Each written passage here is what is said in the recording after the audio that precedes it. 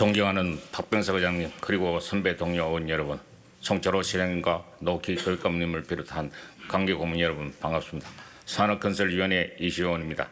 갑자기 차원이 다른 세계로 진입한 듯 우리가 살아보지 못한 미래의 삶을 준비하는 의원으로서 그 어느 때보다 더욱 거시적인 안목과 집행기관과의 협치가 절실한 시기라고 여기십니다.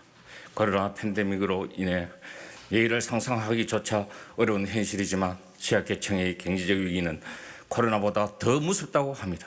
이에 울산 지역 경제 발전과 고사 위기에 처한 택시업계를 위해 본의원은 울산페이를 사용하는 울산시 통합공공앱 설치와 시민이동 서비스 확대를 위한 택시 대중교통화 조례 제정을 제안하고자 합니다. 우선 시민교통복지 혜택을 위한 택시 대중교통 활성화가 필요하며 택시 요금의 정책적 전환이 절실합니다. 울산시 택시는 수송 부담률 22.5%를 차지하고 있으며 대중교통 역할을 톡톡히 하고 있지만 최근 6년 동안의 택시 산업 운영 상황을 보면 정책의 소외계층으로 내몰려 있습니다. 택시 공제조합은 보험료 인상폭은 2016년 18.5%, 2020년 35.6% 인상으로 6년 동안 무려 54.1% 인상된 데 비해 택시 요금은 500원밖에 인상되지 않았으며 2021년도 택시 행정은 또다시 택시 요금 억제 꼼수로 일관할 수밖에 없을 것입니다. 대중교통 활성화를 위해 도로교통 흐름을 방해한 많은 교통량을 유발하는 시설에 부과하는 교통유발부담금은 택시 승객의 교통비 부담 해소를 위해 사용하고 대중교통 활성화 지원을 위해 버스 택시 환승 할인제 시행이나 택시 요금 인상 때 시민 부담금을 지원하는 등 울산 지역민에게 교통복지 혜택을 제공하기 위한 비용으로 활용 가능합니다. 다음으로 울산시도 시민 편의 정진 및 스마트 울산 이미지 선도를 위해 택시, 버스, 택배, 화물 등에 함께 사용하는 울산 공앱을 만들어 비상시 시민 전달 앱으로 이용하고 결제 방법으로 울산페이, 울산사랑을 사용하면 울산 지역 경제가 살아날 것입니다.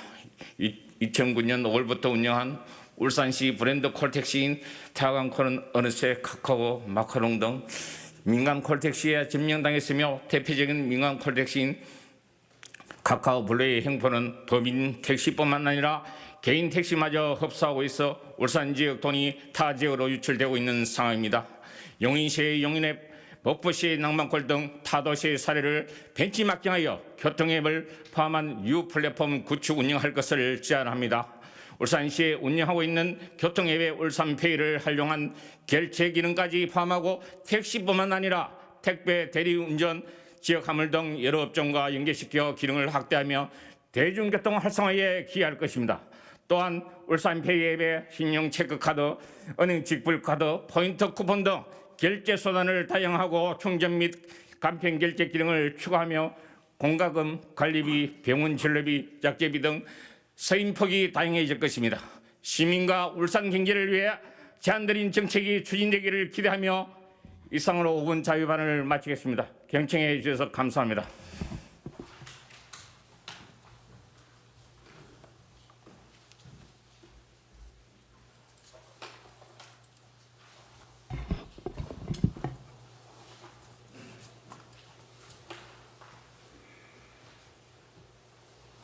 이시호 의원님 수고하셨습니다. 다음 김시현 의원님 발언대에 나오셔서 발언해 주시기 바랍니다.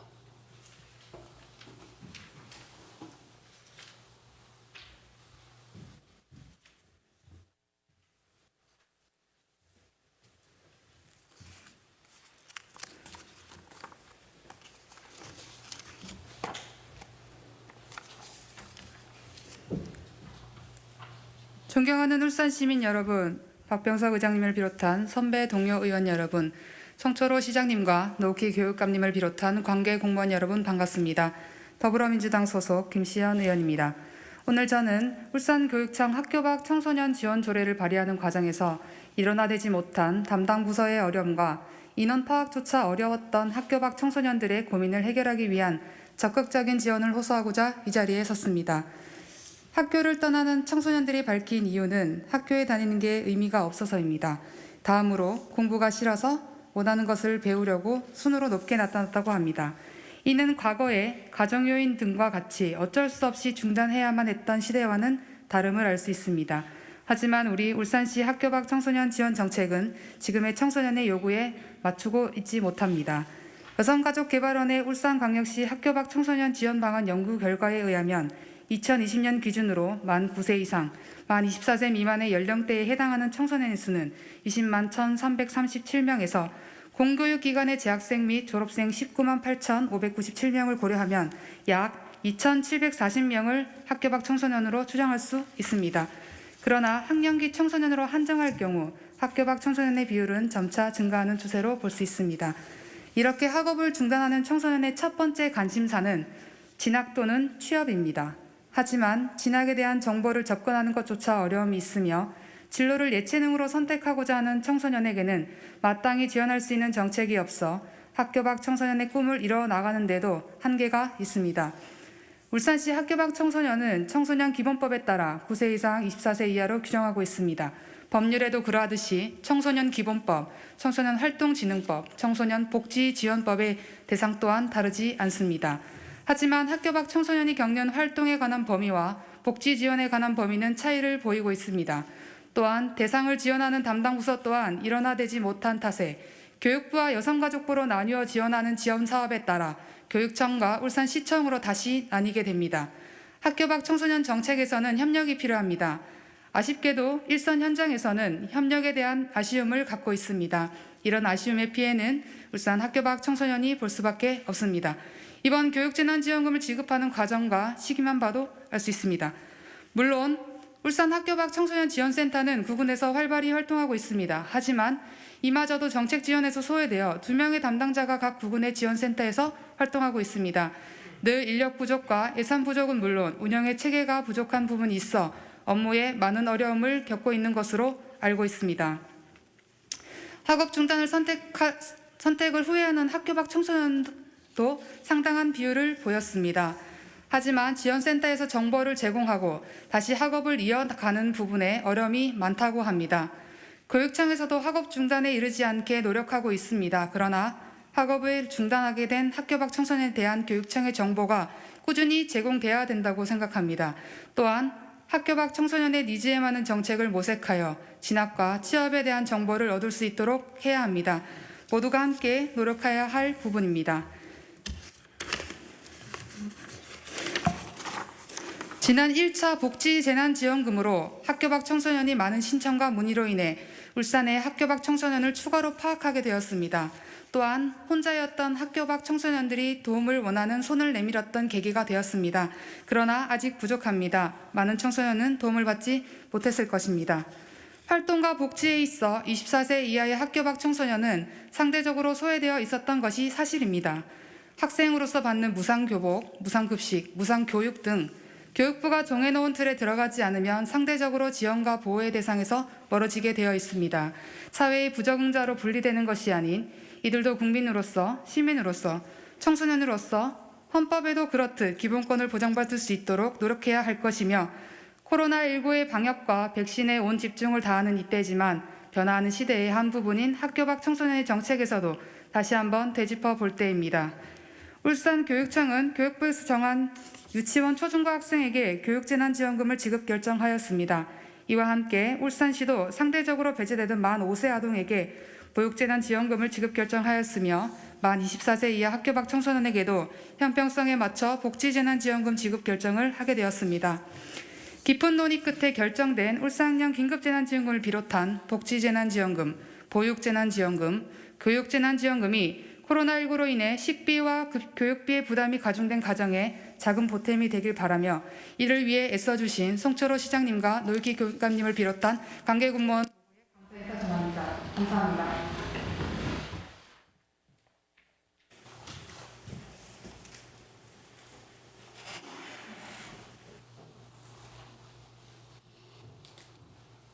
김시현 의원님 수고하셨습니다. 다음 서휴용 의원님 바른대에 나오셔서 발언해 주시기 바랍니다.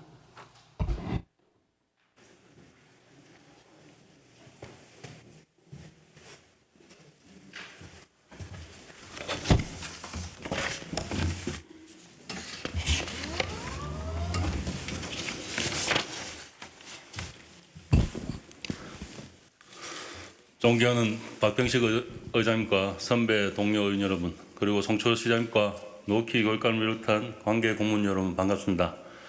온양 온산 서생 웅촌을 지역구로 두고 있는 서희웅 의원입니다. 본 의원은 기댈 곳 없는 울산의 하도급 업체를 울산시가 안아주시길 요청을 드리고자 말씀을 드립니다. 울산 지역의 전문 건설 업체로 2020년 시공능력 평가에서 전체 시공능력 2위에 해당되는 전문 건설 업체인 창일개발이 지난 12월 1일 부도 처리되었습니다. 이 업체의 지난 기준 매출액은 927억 원을 기록하며 업종별 시공능력에서도 철근 콘크리트 1위, 수중 1위 등을 기록한 지역의 대표적인 건설업체였습니다. 이러한 창일개발이 진행한 사업이 울산항 남밤카제 송수관로, 천상계통 송수관로 복선화 사업, 울산 밀양고속도로 등 울산의 많은 곳에서 수중 상하수도 간 철근 콘크리트 공사 등의 공사를 진행해 왔으며 이번 부도로 울산의 50여 개의 협력업체가 피해를 입고 있어 더 이상 방치될 경우 하도급 회사들의 연쇄 부도 공포가 확산되고 있는 실태입니다. 그중 울산 신항 남항공사를 얘기 드리고자 합니다. 신항만 공사는 항만청에서 발주하고 포스코를 거쳐 창일개발에서 진행하고 있던 공사로 이번 부도로 그 밑에 속한 하도급 자재 27곳, 장비 7곳, 총 33곳 업체에서 손실을 입었고 소규모 하도급 회사들이 어려운 상황을 항만청과 포스코의 3, 4회의 만남을 통해 전달하고 있으나 처음에는 아예 우리하고는 상관없는 일이라고 발뺌을 하였다고 합니다.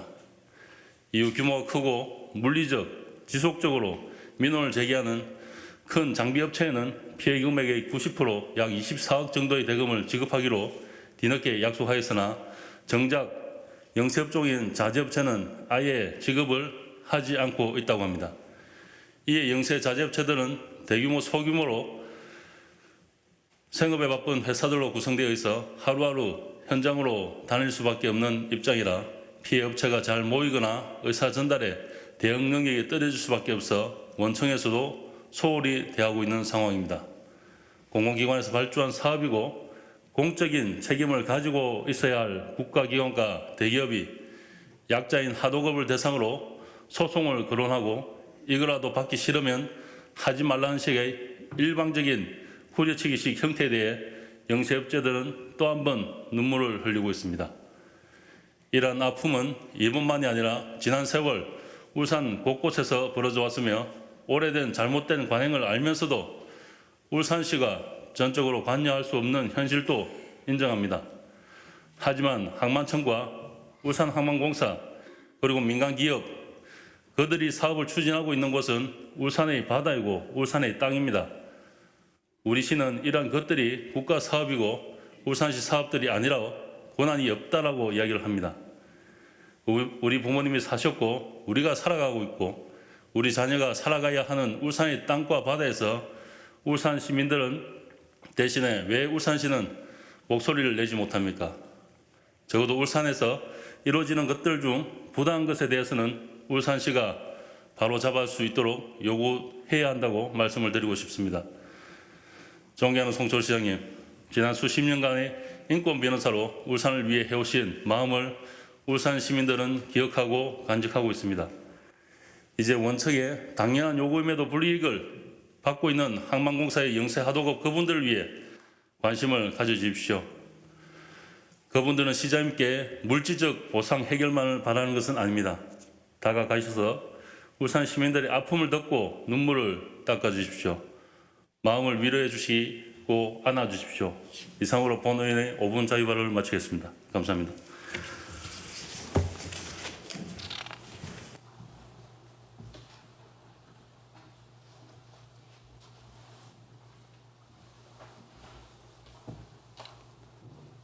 네, 서휴용 의원님 수고하셨습니다. 다음 김선미 의원님 발언대에 나오셔서 발언해 주시기 바랍니다.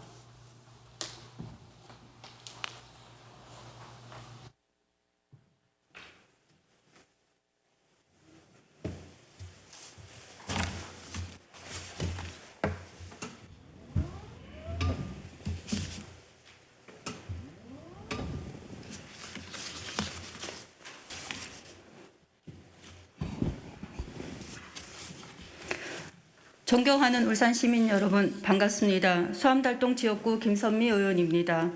지난 새마을 자녀장학금 지원조례 폐지 조례안 발의에서 통과까지 우여곡절이 있었지만 고비마다 응원하며 행동해 주신 시민 여러분들의 도움이 컸습니다.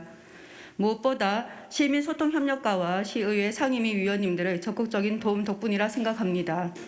진심으로 감사하다는 말씀드리며 또다시 응원과 도움을 요청하려 합니다. 성현의 말씀에 백성은 가난보다 불공정에 분노한다 하였습니다. 여기서 공정한 세상이란 모두에게 평등의 원칙이 적용되는 세상이라고 믿습니다. 달동에서도 비슷한 일이 있었습니다. 지난해 10월 8일 밤 11시경 고층 아파트에서 대형 화재가 발생하였고 그 이후 많은 논란이 있었습니다.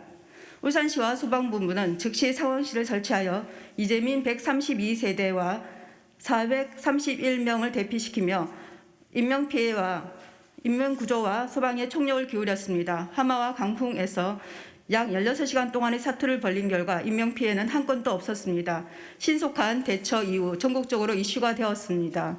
하지만 짧디 짧은 칭찬 이후 뒤따라오던 비난의 목소리는 컸습니다. 울산시에서 세금으로 이재민에게 임시거처를 호텔로 마련해줬다. 특혜성이다. 부자들을 위한 정책이다. 부자 아파트라서 세금으로 임시거처를 마련해주는가? 우리 집 불났을 때 임시거처 마련 안 해주더라. 등등. 인심이라는 게 이렇게까지 야박해질 수 있는 것일까 싶었습니다. 말씀 주시는 분들의 불평등은 어떤 의미일까? 오해는 아닐까? 사실이라면 해결 방안은 없는지도 궁금했습니다. 그 후 비슷한 사례들을 계속 찾아보았습니다.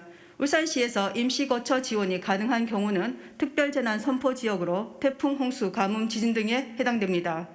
그리고 대형 화재로 인해 재난안전대책본부로 구성 운영되는 사회재난지역입니다. 그 외에는 일반 주택에서 화재가 발생하였다 하더라도 임시거처를 지원해 줄 근거가 없다고 합니다. 맞습니다. 내 집에 불이 나서 다 타버렸다고 해도 임시거처 지원 같은 건 없습니다.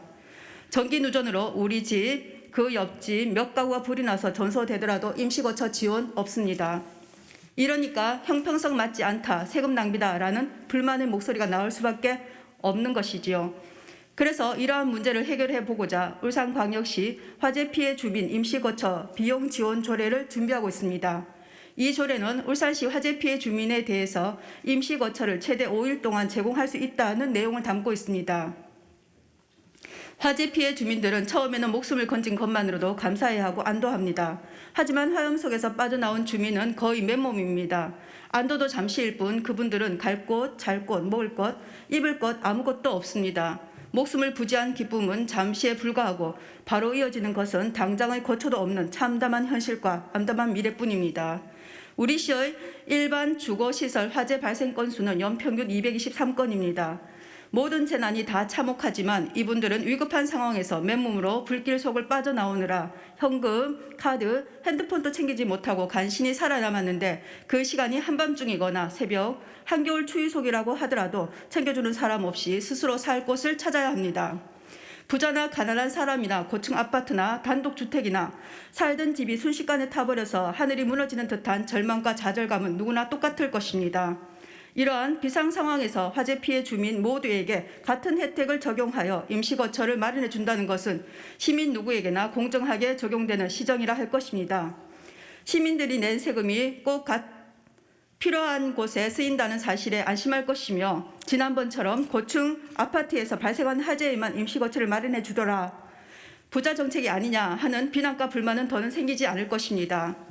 화재로 인해 피해를 입은 주민들에게 조건을 따지지 않고 잠시라도 거주할 수 있는 최소한의 임시거처를 지원할 수 있는 근거를 마련하고자 이 조례를 발의합니다. 여러 번의 논의 과정을 거치면서 본 의원의 이러한 의견에 동의해 주신 송철호 시장님과 소방본부 119 재난대응과에 깊이 감사드립니다. 아울러 존경하는 박병석 의장님을 비롯한 동료 의원 여러분의 도움을 부탁드립니다. 끝으로 우리 시의 모든 화재 피해 주민들께서 빠른 시일 내 화재 전 일상으로 돌아가길 희망합니다. 고맙습니다.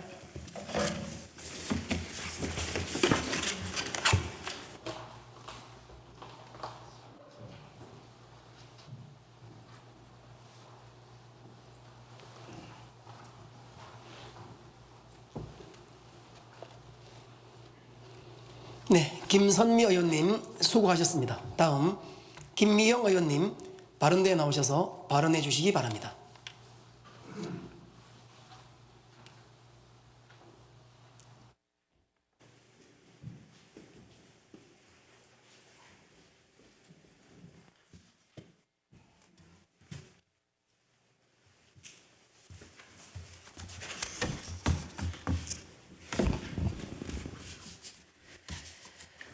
존경하는 울산 시민 여러분, 박병석 의장님과 선배 동료 의원 여러분, 그리고 송초로 시장님과 노옥희 교육감님을 비롯한 관계 공무원 여러분 반갑습니다.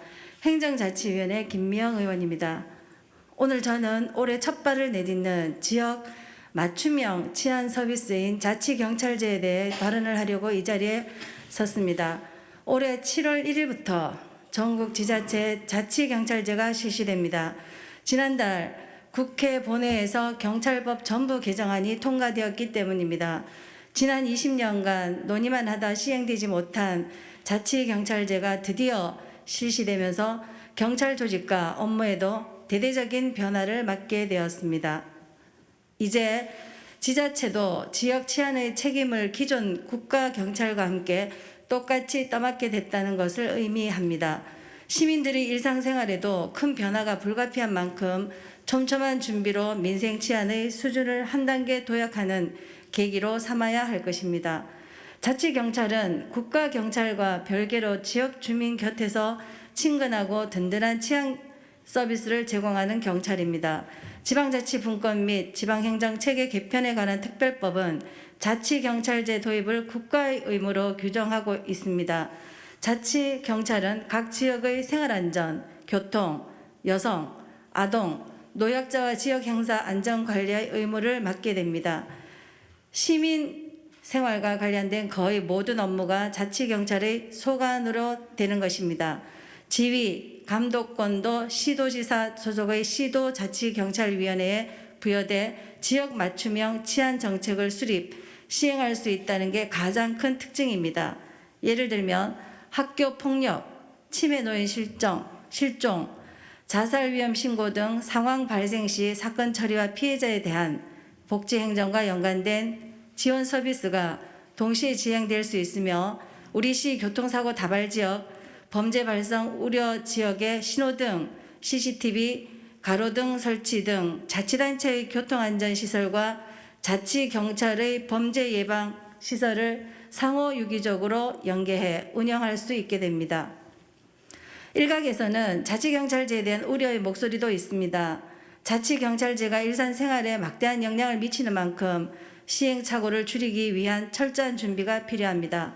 우선 기존 업무가 자치, 국가, 수사, 세수로 나뉘면서 혼선이 발생할 수 있습니다.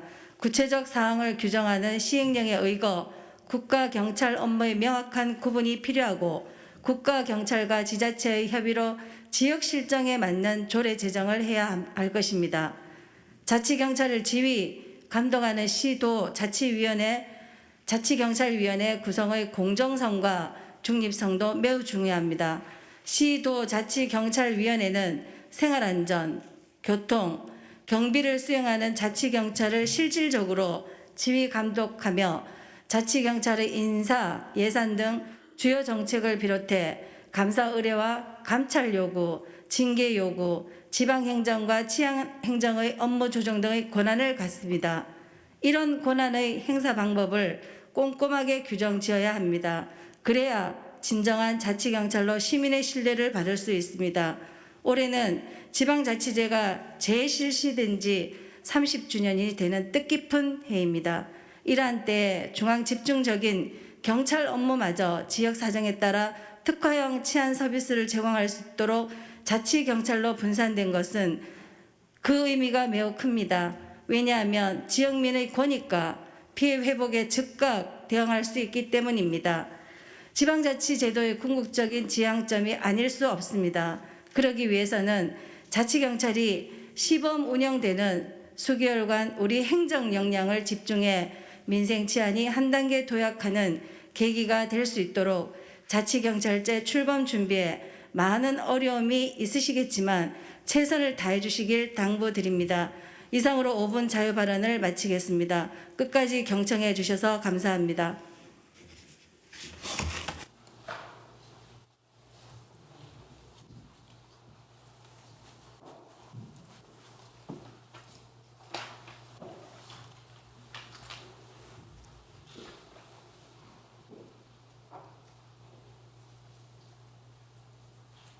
네, 김미형 의원님 수고하셨습니다.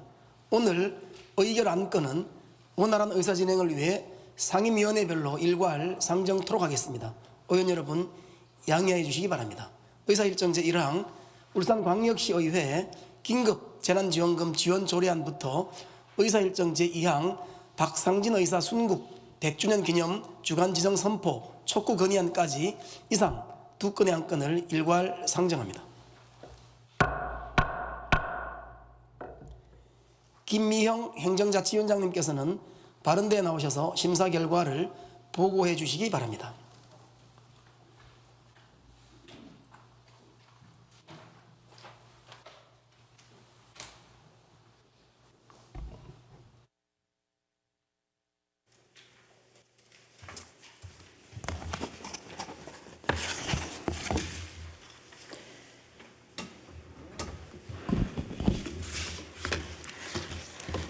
존경하는 박병석 의장님, 그리고 선배 동료 의원 여러분, 행정자치위원회 위원장 김미형입니다. 이번 제219회 임시기간 중 행정자치위원회에서 심사한 울산광역시 긴급 재난지원금 지원 조례 등 총 2건의 안건에 대한 심사 결과를 보고드리겠습니다.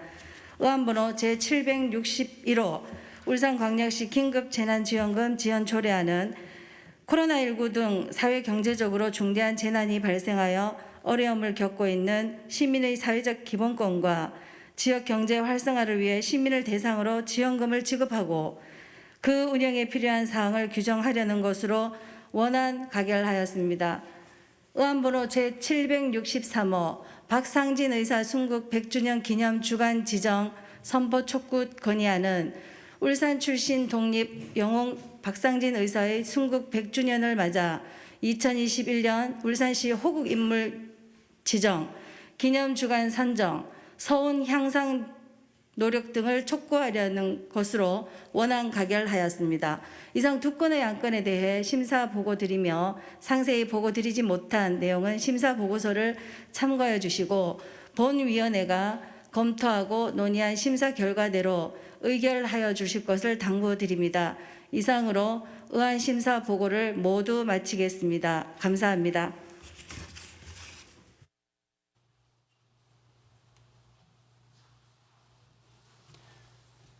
네, 행정자치위원회 김미형 위원장님을 비롯한 위원 여러분 수고하셨습니다. 의사일정 제1항 울산광역시의 긴급재난지원금 지원 조례안은 행정자치위원회의 심사와 의결을 거친 안건이므로 질의와 토론을 생략하고 김미형 위원장님께서 심사 보고한 대로 의결하고자 합니다. 의원 여러분 이의 없으십니까? 네, 이의가 없으므로 가결되었음을 선포합니다. 의사일정 제2항 박상진 의사 순국 100주년 기념 주간 지정 선포 촉구 건의안 또한 질의와 토론을 생략하고 김미형 위원장님께서 심사 보고한 대로 의결하고자 합니다. 의원 여러분 이의 없으십니까? 네, 이의가 없으므로 가결되었음을 선포합니다. 네, 김미형 위원장님 수고하셨습니다.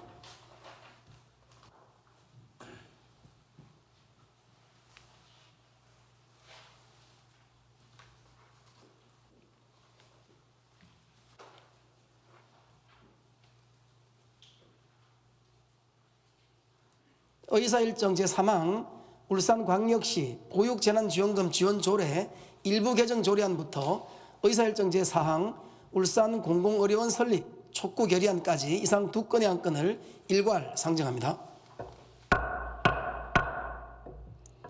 네, 이상옥 환경복지위원장님 발언대에 나오셔서 심사 결과를 보고해 주시기 바랍니다.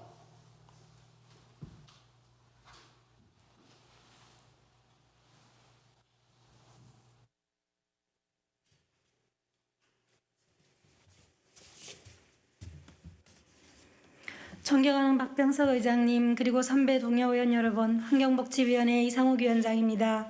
제219회 임시회 기간 중 우리 위원회에서 심의한 울산광역시 보육재난지원금 지원조례 일부 개정 조례안을 비롯한 총 2건의 안건에 대해 심사 결과를 보고드리겠습니다. 먼저 의안번호 제762호 울산광역시 보육재난지원금 지원조례 일부 개정 조례안은 코로나19 감염병 확산이 장기화됨에 따라 보육재난지원금 지원 횟수 조항을 삭제하여 원활하게 영유아의 보육 서비스를 보장하고자 하는 것으로 원안 가결하였습니다. 의안번호 제757호 울산 공공의료원 설립 촉구 결의안은 울산 시민들의 오랜 수건인 공공의료기관이 조속한 시일 내에 설립될 수 있도록 정부와 국회, 울산시에 촉구하는 결의안으로 원안 가결하였습니다. 이상으로 보고드린 안건은 우리 위원회에서 심도 있는 심사를 거쳤으므로 우리 위원회에서 심사한 대로 의결하여 주실 것을 당부드립니다. 기타 자세한 내용은 게시된 심사 보고서를 참고하여 주시기 바라며 의안 심사 결과 보고를 마치겠습니다. 감사합니다. 환경복지위원회 이상욱 위원장님을 비롯한 위원 여러분 수고하셨습니다. 의사일정 제3항 울산광역시 보육재난지원금 지원조례 일부 개정 조례안은 환경복지위원회의 심사와 의결을 거친 안건이므로 질의와 토론을 생략하고 이상욱 위원장님께서 심사 보고한 대로 의결하고자 합니다. 의원 여러분, 이의 없으십니까? 네, 이의가 없으므로 가결되었음을 선포합니다. 다음 의사일정 제4항 울산 공공의료원 설립 촉구 결의안 또한 질의와 토론을 생략하고 이상욱 위원장님께서 심사 보고한 대로 의결하고자 합니다. 의원 여러분, 이의 없으십니까? 네, 이의가 없으므로 가결되었음을 선포합니다. 이상욱 위원장님 수고하셨습니다.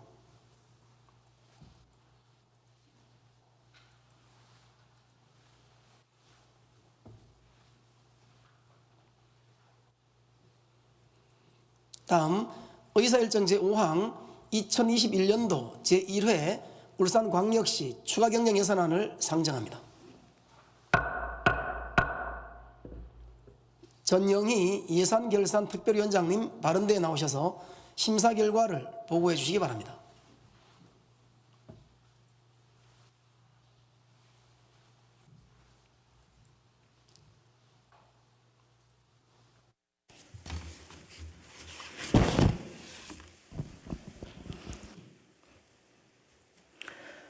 존경하는 박병석 의장님, 그리고 선배 동료 의원 여러분, 예산결산특별위원회 위원장 전영희 의원입니다.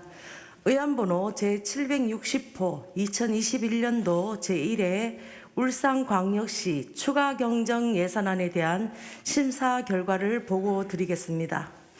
먼저 심사 결과를 말씀드리면 본 추경 예산안은 지난 1월 13일 울산광역시장으로부터 제출되어 상임위원회 예비심사를 거쳐 1월 22일 우리 위원회로 회부되었습니다. 우리 위원회에서는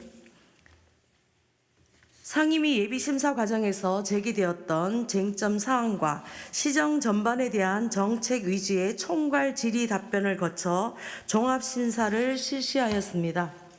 2021년도 제1회 울산광역시 추가경정 예산안에 대한 심사 결과를 말씀드리겠습니다.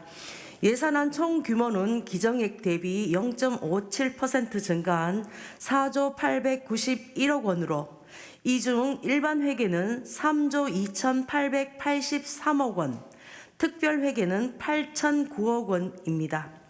우리 위원회에서는 심사 결과를 원안 가결하였습니다. 상세한 내용은 게시된 심사 보고서를 참고해 주시기 바라며 우리 위원회에서 심도 있게 심사하고 보고한 대로 의결하여 주실 것을 당부드립니다. 이상으로 심사 보고를 마치겠습니다. 울산시 재정이 어려운 가운데서도 큰 결정을 내려주신 송철호 시장님과 집행부에게도 깊은 감사를 드립니다. 울산광역시 의회에서도 주민의 아픔을 함께하도록 하겠습니다. 감사합니다.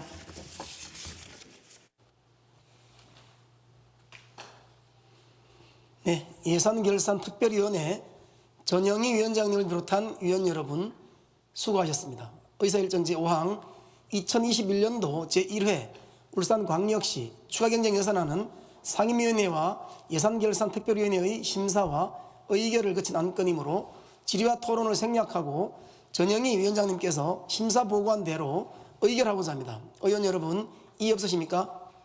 네, 이의가 없으므로 가결되었음을 선포합니다. 네, 전영희 위원장님 수고하셨습니다.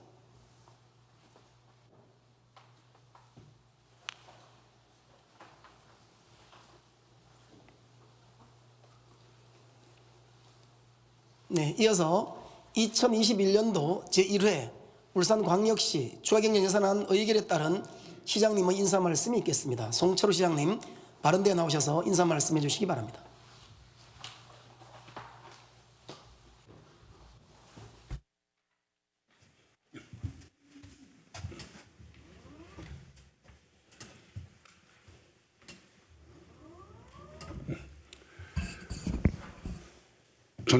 존경하는 박병석 의장님과 의원 여러분, 이번 임시회 회기 동안 2021년도 제1회 추가경정 예산안을 심도 있게 심의 의결하여 주신 데 대해 깊은 감사를 드립니다.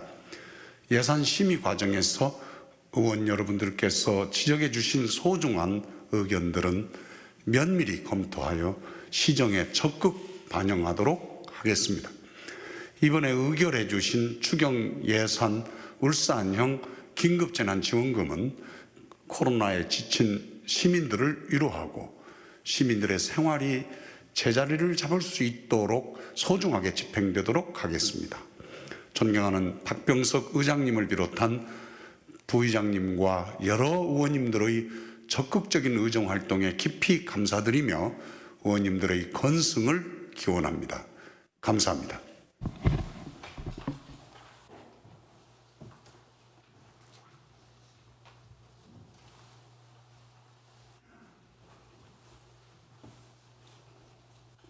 송철호 시장님 수고하셨습니다. 의사일정 제6항 시정질문의 건을 상정합니다. 오늘 시정질문은 손종학 의원님, 고호건 의원님, 윤덕권 의원님께서 신청하셨습니다. 먼저 손종학 의원님 바른데에 나오셔서 질문해 주시기 바랍니다.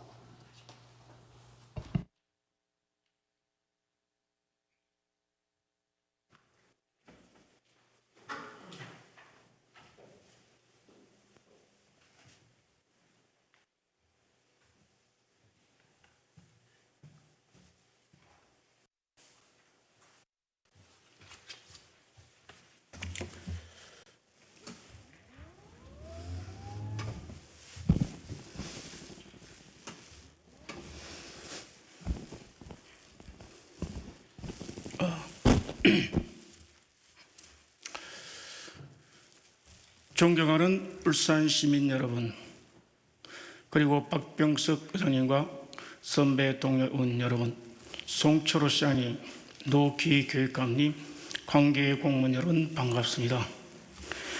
옥동 신정 사동 출신 손종학 의원입니다.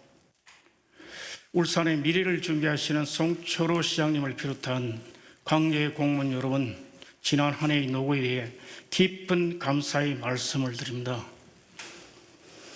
존경하는 송철호 시장님, 지난 12월 5일 KBS 보도에 따르면 과학관 유치 정신 후 국비의 용역비 반영, 내년 국비의 산업특화 전문가 과학관 이름의 용역비가 반영돼 울산의 국립과학관 유치에 청친호가 커졌습니다라고 하고 시장님은 인터뷰에서 대공을 4차 산업혁명 공원을 만들어서 미래의 디지털 과학의 첨단 집적화를 이루려고 하는 우리의 꿈이 이제 단초를 열게 됐습니다라고 하셨습니다. 지역구원으로서 담배와 같이 기다리던 소식이라 여간 반가운 소식이 아닐 수 없습니다. 돌이켜보면 국립산업박물관은 박근혜 전 대통령의 공약 1위였으나 지난 2017년 8월 예비 타당성 조사에서 경제성이 낮다는 이유로 무산되었고, 또 2020년 7월에는 이름을 바꿔 공모한 국립과학관은 원주에 밀려 좌절되었습니다. 우리나라 경제 발전을 이끌었던 역동의 산업수도 울산에 국립산업기술박물관이 들었어야 합니다. 우리나라는 반세기 많은 세계 10위권의 경제 대국으로 성장했습니다. 세계사에 그 유례없는 성장을 이룬 근간은 산업기술 때문입니다. 그러나 소중한 산업기술 유물과 경제발전 성공 경험은 제대로 보존되지 못하고 사라져 가고 있습니다. 그렇기에 대한민국의 산업발전 역사를 조명하고 미래 발전을 담을 국립산업박물관이 꼭 필요합니다. 이미 선진국은 산업기술박물관을 건립하여 산업화 유산을 보존 전시하고 복합문화공간으로 활용하고 있습니다. 시카고 과학산업박물관 바로 그 예일 것입니다. 시카고 과학산업박물관은 미국 제7대 박물관 가운데 한 곳입니다. 과학기술과 자연현상 등을 모형 실험과 샘플들을 통해 체험하고 원리를 이해하도록 꾸며져 매년 400만 명이 찾고 있습니다. 시카고 과학산업박물관은 미국의 유명 유통업체인 시어스 로봇 앤드 컴퍼니의 줄리어스 로젠왈드 회장이 산업기술문화진흥을 목적으로 1933년에 개관했습니다. 또한 독일에도 이와 같은 과학기술박물관이 있습니다. 독일 과학기술박물관은 독일 남부 바이런주의 주도 뮌헨에 있는 박물관이면 과학 관련 자료를 주로 전시하고 있습니다.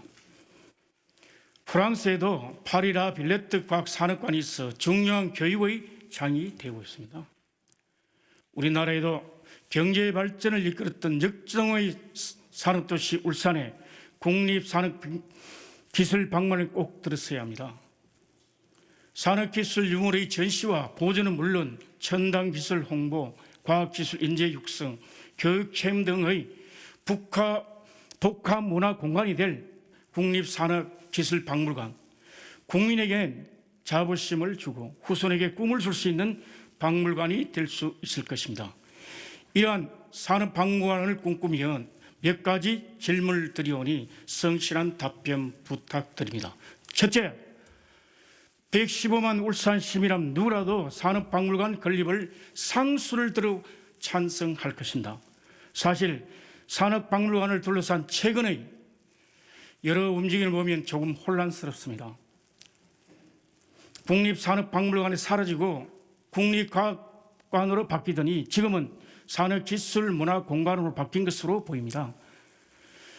지금 건립을 구성하고 있는 산업기술문화공간이 국립산업박물관을 대체한 것인지요. 그리고 산업기술문화공간이 들을 장소는 여전히 국립산업박물관에 들려고 준비한 옛 군부대 주변입니까? 또 국립이면 연구 용역이나 건립비, 운영비가 국가 재정으로 건립될 것인데 국립 맞습니까? 아니면 시립인가요? 둘째, 산업기술문화공간은 기껏 부지 3만 평방미터에 건축 총 면적은 16,000평방미터로 그다지 크지 않은 공간인데 송 시장께서 언론과 대단에서 밝힌 대공원을 4차 산업혁명공원을 만들겠다고 한 시설들이 산업기술문화공간에 모든 것이 담겨질 수 있습니까? 송 시장님의 대공을 4차 산업혁명공원은 다른 공간인지요. 또 언론에 등장하는 과학공원은 무엇입니까? 구체적인 설명 부탁드립니다. 셋째, 산업기술문화공간의 사경으로 보아 국립이면 예비 타당성 심사를 거쳐야 할 것인데 115만 명의 도시 규모로는 경제성이 나오지 않을 텐데 이와 관련한 대응 대책이 있는지요? 또 시립이라도 300억 이상이면 예산이 투입되는 사업은 중앙투용자 심사를 거쳐야 하는데 그 고개를 쉽게 넘기 어려울 텐데 이에 대한 대책도 있는지요? 구체적인 성실한 답변을 기대하면서 이상으로 질문을 마칩니다. 감사합니다.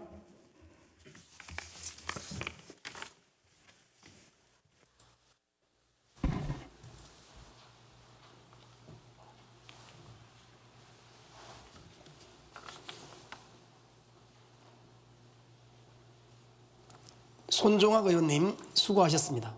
송철호 시장님 바른대에 나오셔서 답변해 주시기 바랍니다.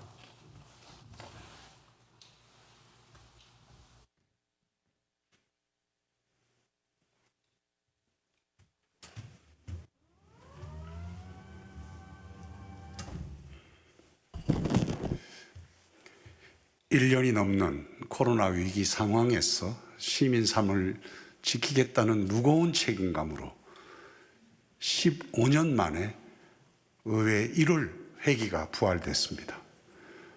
박병석 의장님과 의원님 여러분의 깊은 마음과 노고에 진심으로 감사드리면서 산업기술문화공간 건립기획과 관련한 손종학 의원님의 질문에 대해 답변 드리겠습니다. 첫째, 국립산업기술박물관의 건립 관련 사항입니다. 국립산업기술박물관은 대한민국 경제 성장의 자긍심 고취와 산업 역사의 미래 세대 전달을 위하여 우리나라 산업 발전에 중추적인 역할을 한 울산 지역의 건립 공감대가 형성되면서 우리 시가 역점적으로 추진하였던 사업입니다. 아쉽게도 우리 시는 2번의 도전에 유치에 성공하지 못했지만 올해 당초 예산에 산업기술문화공간기획방안연구라는 사업명으로 3억 원의 예산을 확보하여 국립산업기술박물관 건립을 재추진할 계획입니다. 현재 검토 중인 위치는 기존 위치와 동일한 옛 군 부대 일원이며 조성 사업비는 국립으로 추진되므로 관련 비용을 국비 중심으로 편성되도록 노력하겠습니다. 둘째, 4차 산업혁명 공헌과 관련한 질문에 대한 답변입니다. 4차 산업혁명의 상징 도시로 탈바꿈하고 대한민국의 성장과 발전을 견인해온 우리 시에 울산 대공원 및 테크노 일반 산업단지 일대를 가칭 한국산업혁명 공원이라는 복합문화 공간으로 활용하는 구상을 하고 있습니다. 디지털 뉴딜과 그린 뉴딜이 집적화된 4차 산업혁명 타운을 컨셉으로 국립산업기술박물관, 국립미래과학관 등의 거점 공간을 중심으로 수소, 3D 프린팅, AI, 게놈 등 주요 자원을 유기적으로 연계한 인프라 조성을 주요 내용으로 하고 있습니다. 이 사업은 구체적인 안이 마련되는 대로 의원님들께 공유하도록 하겠습니다. 적극적인 지지와 협조를 당부드리겠습니다. 셋째, 예비 타당성 조사와 관련한 경제성 확보 대책에 대해서 답변드리겠습니다. 앞서 말씀드린 기획 방안 연구를 통해 산업통상자원부의 2차례 예비 타당성 과정에서 지적된 비용 편익 분석, 시급성, 운영 계획 구체화 등에 대한 해결책을 마련하도록 하겠습니다. 이를 위해서 소관 부처인 산업통상자원부와 학계, 민간 전문가, 기업 등과 TF를 구성하는 등 준비를 착실히 해 나가겠습니다. 이 준비에 산업통상자원부에서 참여할 의지를 보여왔다는 것이 아주 중요한 포인트입니다. 건립계획을 한층 더 보강하여 경제적, 정책적 타당성을 확보하고 지역 균형 발전 등 평가 항목에 대해 논리적으로 적극 대응하겠습니다. 존경하는 의원님, 국립산업기술박물관과 같은 메가 프로젝트 추진은 결코 단시간에 이루어질 수 없기에 그동안 시련은 있었지만 좋은 결실을 맺을 수 있도록 탄탄한 기획을 해 나가겠습니다. 또한 국립산업기술박물관을 살아있는 박물관, 전 세계인이 찾는 명품 시설로 만들기 위해 전문가의 의견과 다양한 아이디어를 담아낼 수 있도록 적극 협의해 나가겠습니다. 시정의 동반자로서 여기 계신 의원님들의 적극적인 지원과 협조를 당부드리겠습니다. 이상으로 답변을 마치겠습니다. 감사합니다.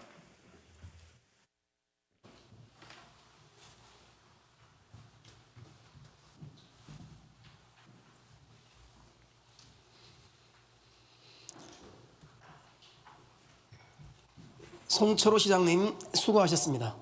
손종학 의원님 보충 질문하시겠습니까? 네, 감사드립니다.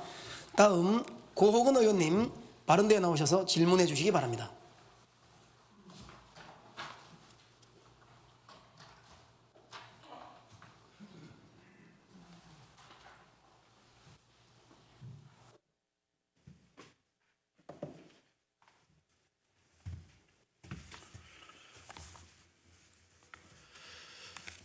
존경하는 울산 시민 여러분 안녕하십니까.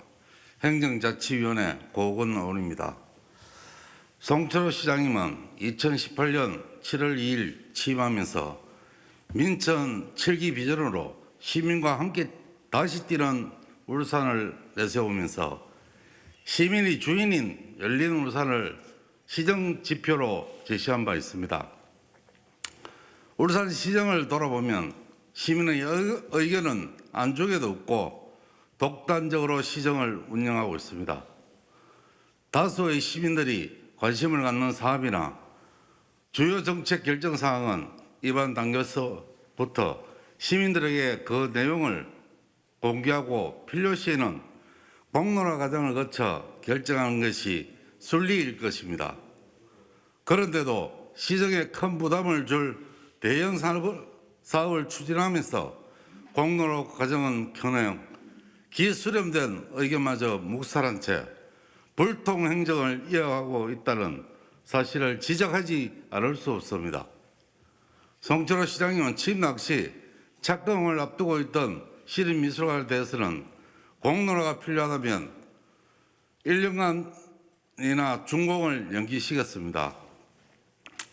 또한 공론화 과정을 거치면서 앞으로도 다수의 시민이 관심을 가질 사안은 내용을 공개하고 공론화 과정을 거쳐 결정하겠다고 공언까지 한 바 있는데도 정작 공론화가 필요한 사업에 대해서는 무슨 의도인지 일방적으로 밀어붙이고 있다는 것입니다.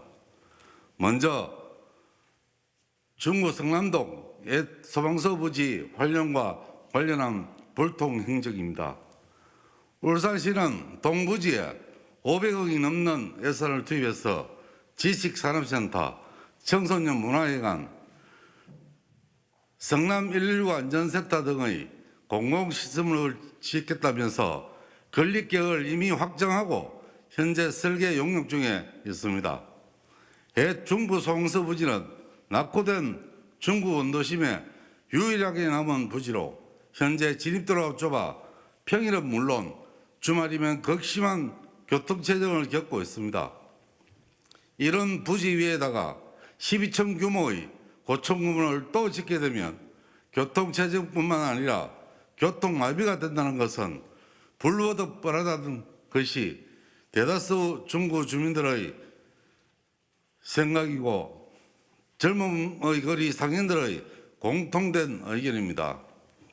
더 큰 문제는 동 건물에 입주하게 될 119 안전센터 긴급 차량 출동 시에도 교통 혼잡으로 인한 출동 지연 등 심각한 문제가 현실화될 수 있다는 것입니다.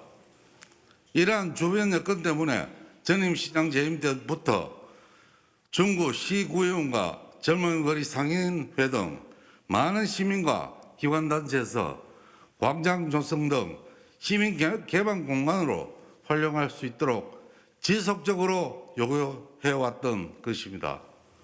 그런데 송철호 시장 취임 이후 중구 주민들의 이러한 간절한 소망을 완전히 묵살한 채 갑자기 일방 동행식으로 건립 계획을 확정하는가 하면 지난 2019년 7월 19일 실시한 주민 설명회에서도 강력한 반대 의견과 광장 조성 의견을 강력하게 제시했는데도 불구하고 전혀 반영되지 않고 일사천리로 추진했다는 사실입니다.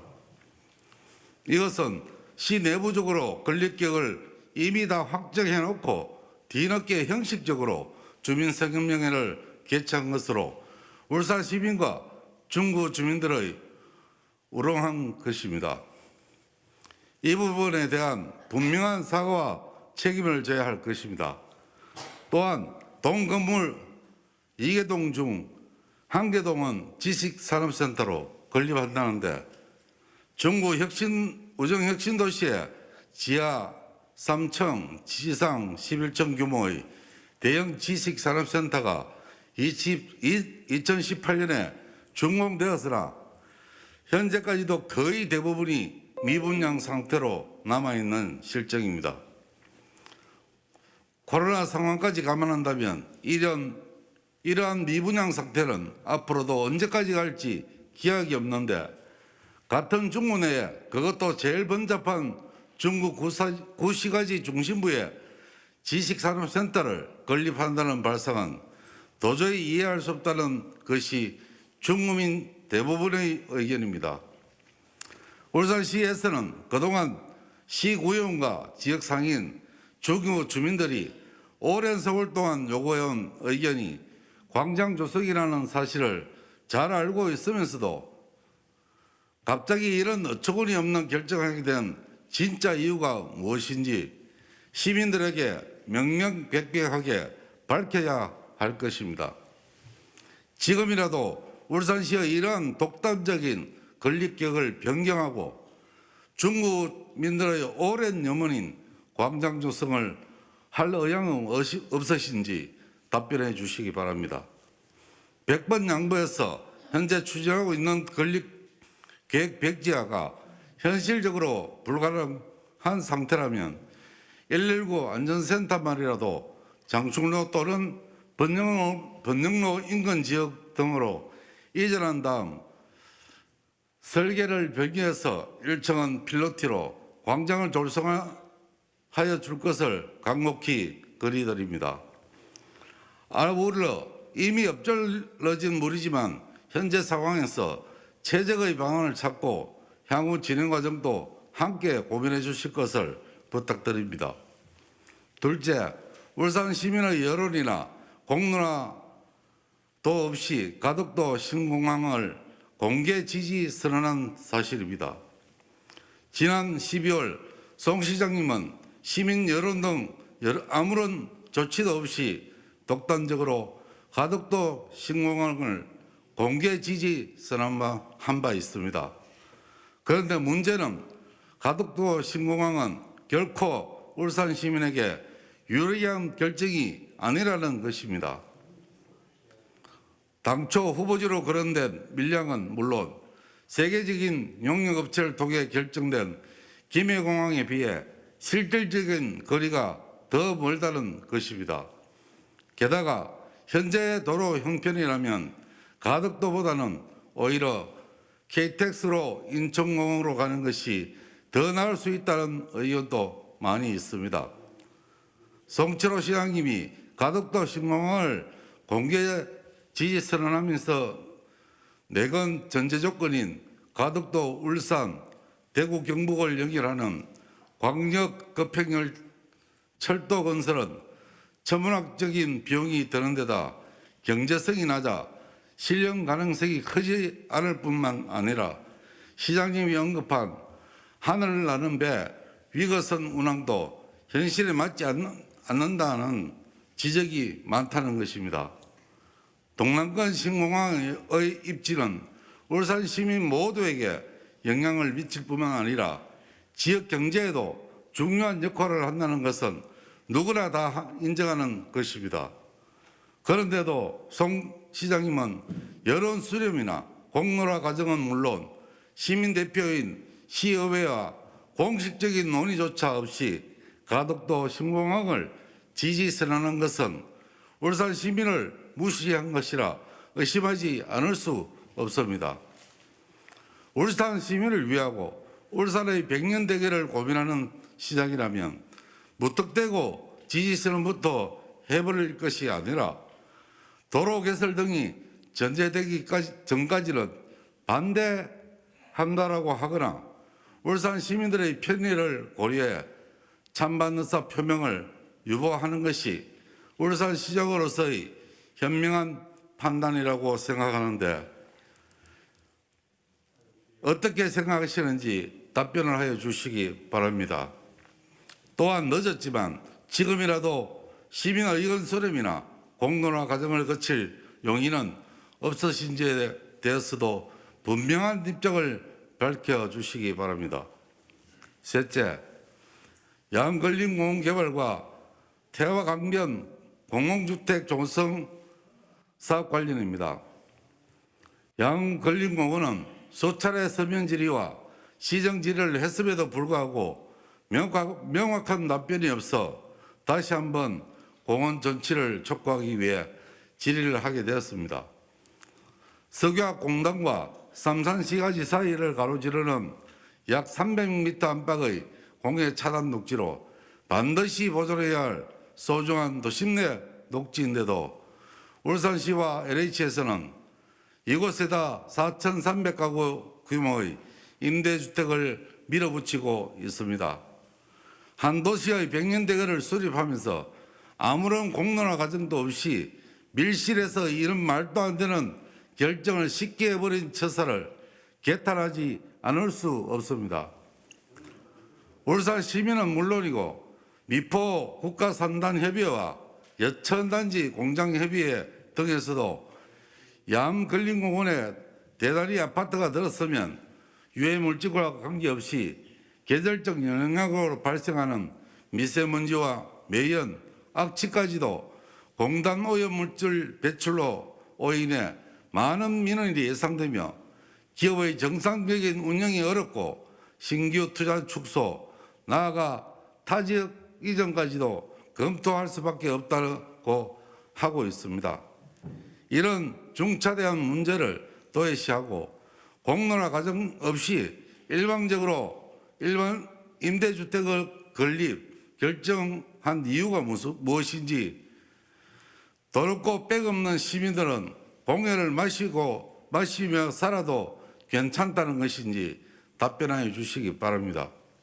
이와 함께 시민들의 거센 공론화 요구와 관련해 어떤 식의 공론화 과정을 거칠 것인지, 누구를 대상으로 할 것인지, 그 절차와 과정은 어떻게 되는 것인지, 특히 결과에 대한 의사반영은 구체적으로 어떻게 할 것인지 자세히 말씀해 주시기 바랍니다.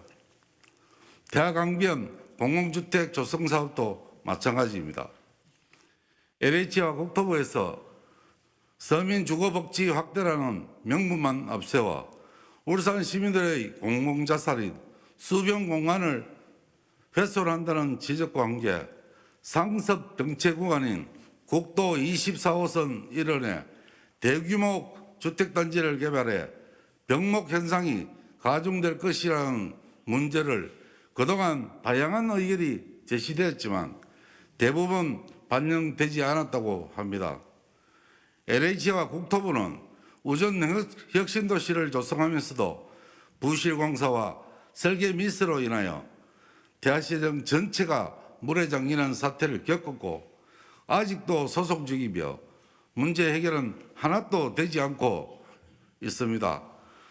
중심도로인 종가로 도로폭 협소 등 많은 문제로 인하여 현재까지도 중구 발전의 발목을 잡고 있다는 사실을 반면교사로 삼아 시민들의 의견이 적극 반영될 수 있도록 모든 행정력을 동원해야 하는 이유가 있습니다. 국토부 지구 지정을 하고 LH가 시공하는 공사는 LH가 설계, 감리, 준공까지 하기 때문에 지금까지 관례를 보면 시에서 관리 감독을 할 수 있는 권한이 전혀 없습니다. 그렇기 때문에 양걸림 공원 개발은 국토부와 LH가 해서는 큰 문제가 생길 가능성이 많습니다. 시민과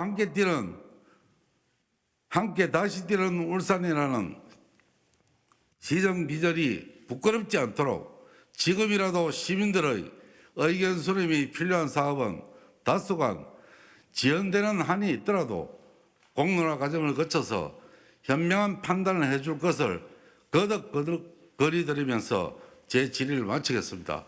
끝까지 경청해 주셔서 감사합니다.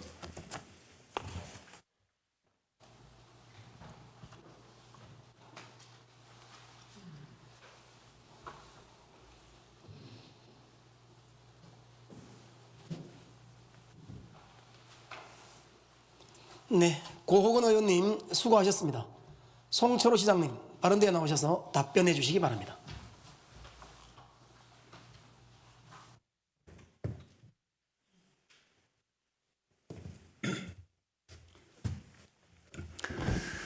대형 사업 추진 시 공론화 과정 필요에 관한 고호근 의원님의 질문에 대해서 답변 드리겠습니다.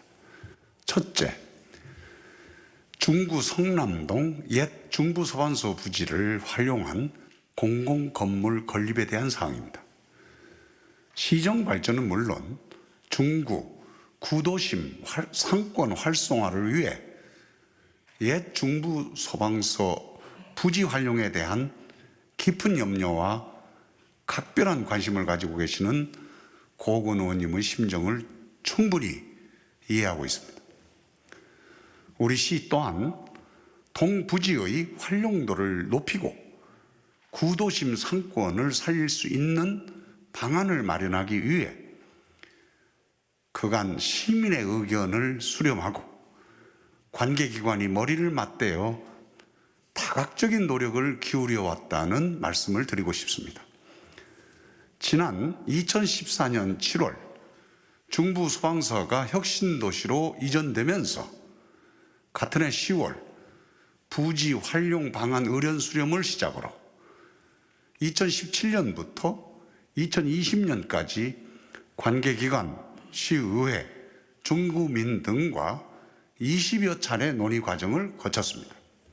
특히 지난해 9월 설계 공모안이 선정된 이후 고호근 의원님과 젊음의 거리 상인들과의 간담회, 중구청 주민의견 전달사항 청취 등 실시 설계안에 주민의 의견을 담고자 노력하고 있습니다. 현재 동부지에는 총 사업비 518억 원을 들여 연면적 2만 4천 평방미터의 지하 2층, 지상 12층의 공공건축물 건립을 추진 중으로 해당 건물에는 울산의 4차 산업혁명에 대응하는 생태계 조성을 위한 지식산업센터와 울산 최초 청소년 전용시설인 청소년 문화회관, 지역의 재난재해 예방을 위한 성남 119 안전센터가 공동으로 들어설 예정입니다. 현재 울산은 청년 일자리와 인구 유출 문제를 동시에 해결하기 위하여 전통 제조업 중심의 산업 구조를 미래 신산업으로 개편하는 한편 인공지능, 에너지, 바이오, IT 등 첨단 산업을 육성하고 기술 개발과 창업, 기업 성장이 선순환하는 혁신산업 인프라 확충이 시급한 상황으로 본 건물에 들어서는 제조 서비스 융합 종합 중소벤처 지식산업센터는 소자본 청년 기업가들이 도전하고 성장할 수 있는 IT 정보통신 분야와 광고, 영화, 전문 디자인 등 지식산업 분야의 입주 공간 40여 개 및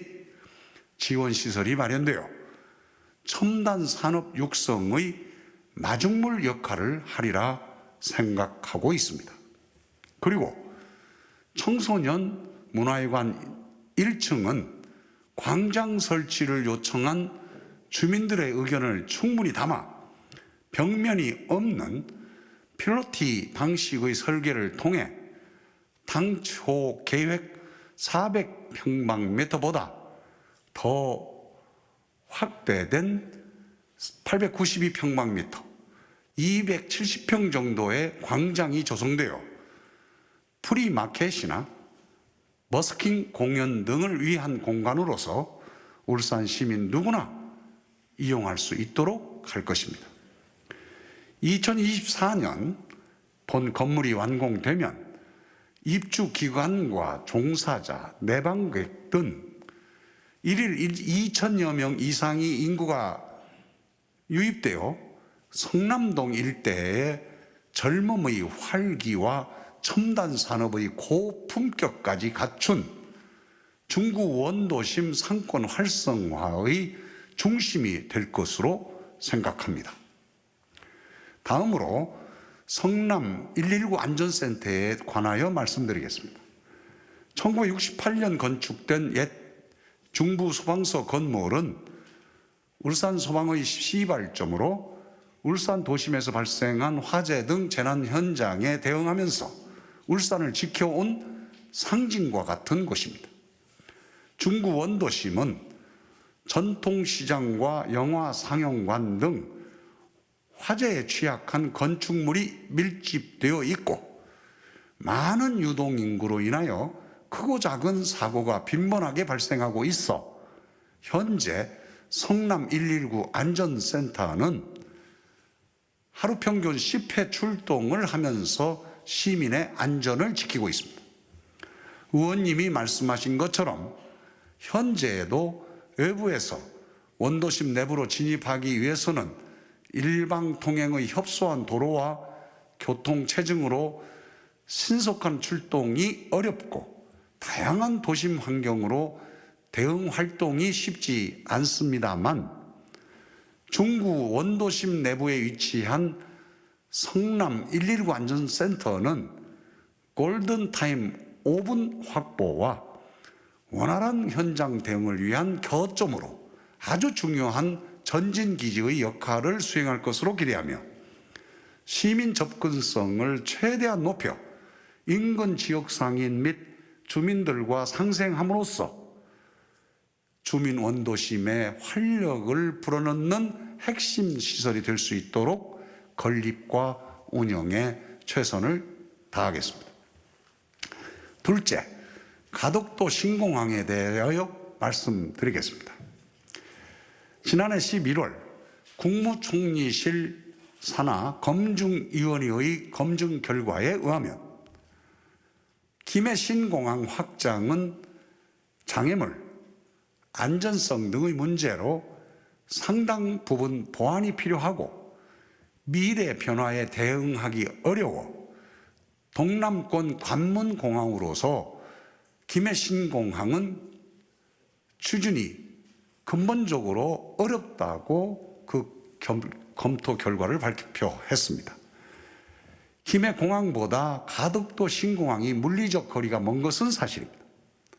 접근성 면에서 가덕도 신공항은 기존 김해 공항에 비해 거리가 22km 정도 멀어지는데 우리 시민들의 정서적 거리감을 해소하기 위해 도로와 철도뿐만 아니라 해양을 포괄하는 광역교통망 구축 사업을 신공항 건설 사업의 일환으로 추진하고자 광역철도 고속도로뿐만 아니라 GTX, 위그선 등 미래형 교통수단을 포함하여 다양한 방안을 모색 중이라는 걸 의원님도 잘 아실 것이라고 믿습니다.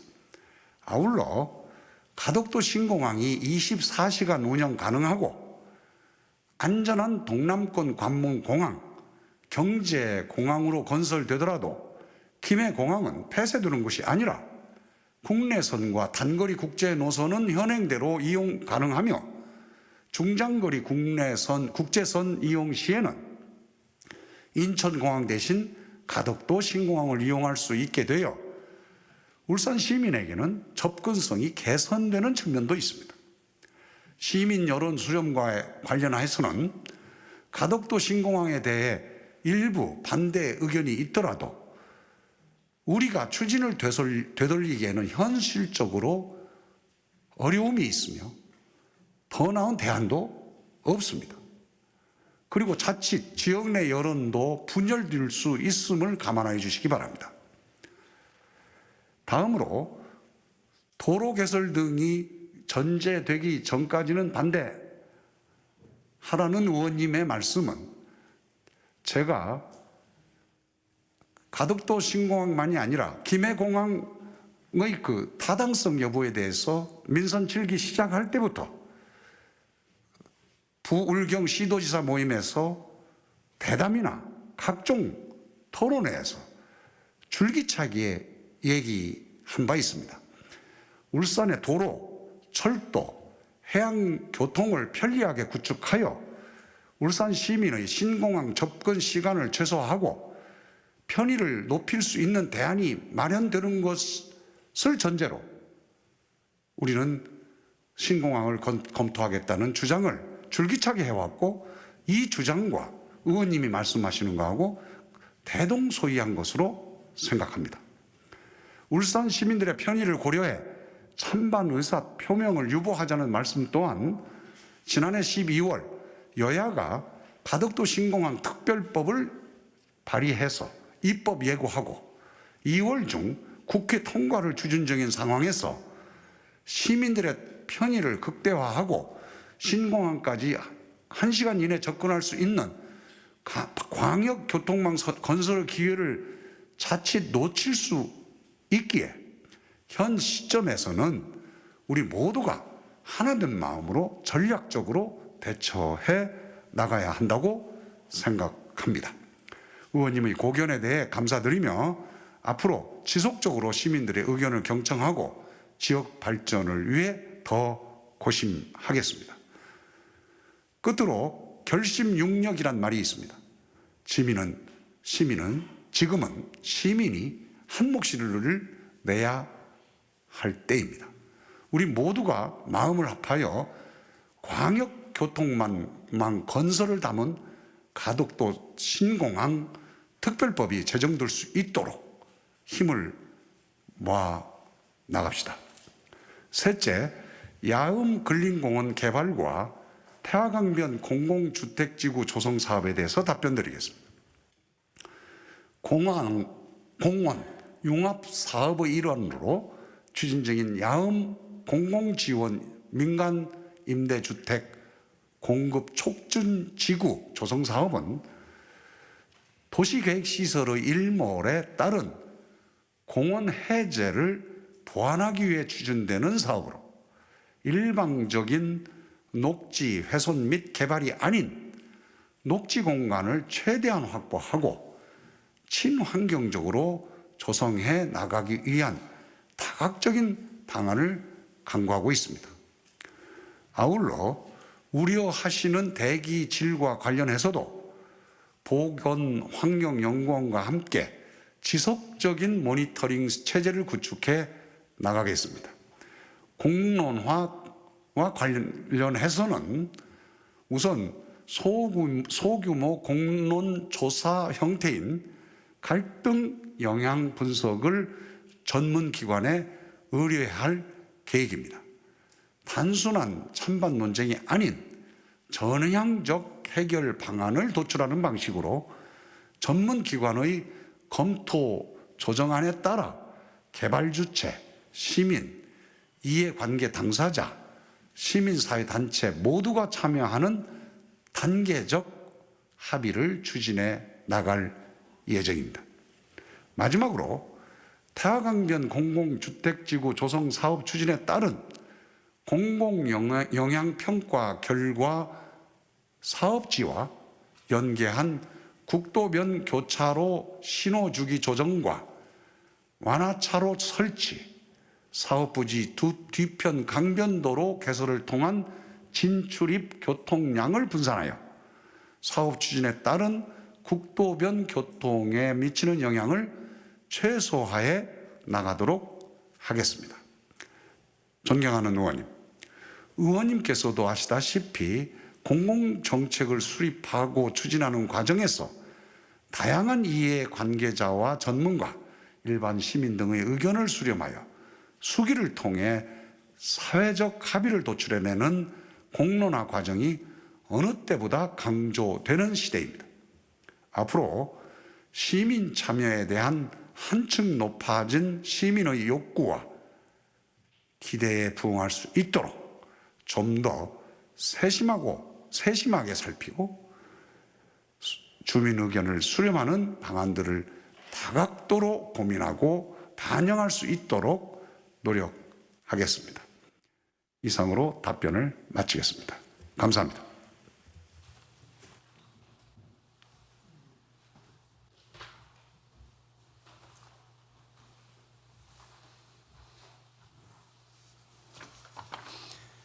네, 송철호 시장님 수고하셨습니다. 고근 의원님 보충 질문 하시겠습니까?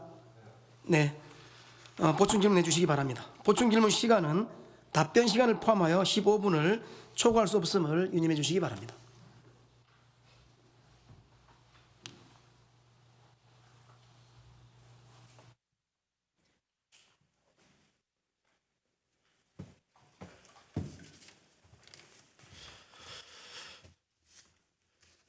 본 의원이 추가 질의를 할 수밖에 없는 부분은 오늘 제 질의가 요점이 공론화 과정을 거쳐 시민 의견을 반영이 좀 됐으면 좋겠다는 부분이 요지입니다. 그러나 답변 과정에서 그런 부분이 전혀 없었기 때문에 추가 질의를 좀 드리면서 또 대안도 제시하려고 합니다. 서방서 부지는 행정부시장 소환인데 오늘 이 추가지는 조은경 경제부시장님이 좀 답변 좀 해주시면 안 될까 싶은데요.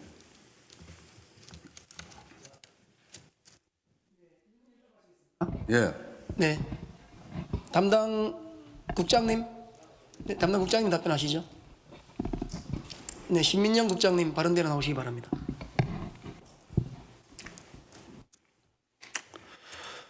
예, 저는 경제부시장이 전체 총괄을 하기 때문에 경제부시장님이 좀 답변을 했으면 하는데, 예, 국장님 나오셨네요. 질의 드리겠습니다. 지금까지 수차례 서면 시정 질의를 했는데도 불구하고 중국의 시군 및 시민 상인들이 반대하는 이 세계기관을 입주하는 부분에 말 못할 사정이 있는지, 왜 이렇게 강행을 하는지, 그러면 설계 변경이라도 좀 반영을 좀 시키라는데 그 부분도 지금 되지 않고 있습니다. 그리고 조금 전에 시장님께서 20차례나 논의를 했다고 하는데 공식적인 주민공청회는 한 번밖에 없었습니다. 그 부분에 대해서도 답변을 좀 해주시고, 지금 공청회에서 주변 여건을 고려하지 않은 일반 통행식이다. 주민들이 크게 반발했습니다. 원도심은 실필줄 같은 골목 문화가 살아있고 각종 축제나 행사 시 공간이 협소하고 도로를 차단해야 되는 그런 상황이라서 중국에는 꼭 광장이 좀 있어야 되겠다는 부분이 구청장이나 모든 시민의 열망입니다. 그래서 시 관계자의 답변이 용역 결과가 나오면은 시민들의 의견을 충분히 반영하겠다, 이렇게 답변을 했습니다. 그러나 지금 전혀 그 부분이 반영이 안 되고 정말 빌딩 숲 속에 또 숨이 막힐 정도로 12층 건물 2동을 짓는다는 부분은 상당히 문제가 있다고 생각하는데 국장님 생각은 어떠신지요? 네. 크게 공청회와 일방통행, 그다음에 광장 세 가지 분야에 대한 질문으로 이해됩니다. 제가 어제도 현장을 관계자들하고 나가서 살펴보았는데 기존 그 당초에 계획했던 그 광장의 면적이 406제곱미터인데 현재 그 의견을 많이 시민들의 의견을 반영해서 893제곱미터.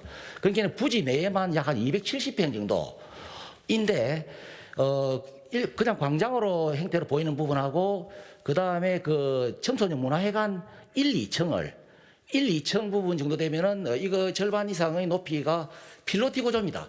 거기는 광장과 동일한 구조로 해서 앞으로 뭐 버스킹이라든지 청소년들이 얼마든지 활동할 수 있는 부분이 반영이 되어 있기 때문에 실질적으로 그 부분도 광장으로 국장님, 좋겠습니다. 지금 그 부분은 저하고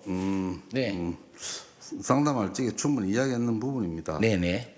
지금 부분은 그 부분이 들어올 적에 밑에는 전부 필로티를 해서 비 안 맞는 광장을 해주겠다 이렇게 해서 시작이 또 됐습니다. 예. 그런데 지금 설계를 보면은 4분의 1도 광장이 안 됩니다. 네. 그래서 중국민들이 요구하는 부분은 소방서를 지금 조금 이전했는데 소방서만 좀 이전을 좀 해서 더 좋은 자리로 이전해서 그 앞에 한 반 정도만 광장을 좀 조성해 주시면 좋겠다 그런 의견이고요.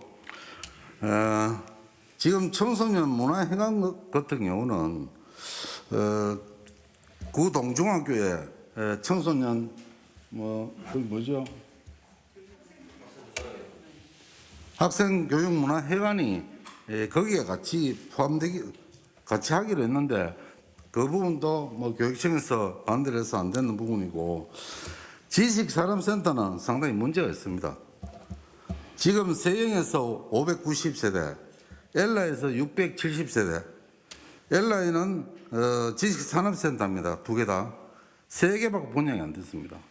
지금 민간에서 1200세대가 지금 미분양인 상태에서 시에서 또 지식소를 짓겠다. 이 부분은 상당히 문제가 있습니다.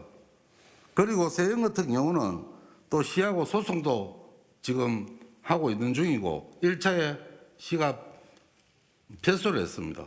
그런 상태에서 또 지식소를 짓겠다. 이 부분에 대해서는 어떻게 생각하십니까?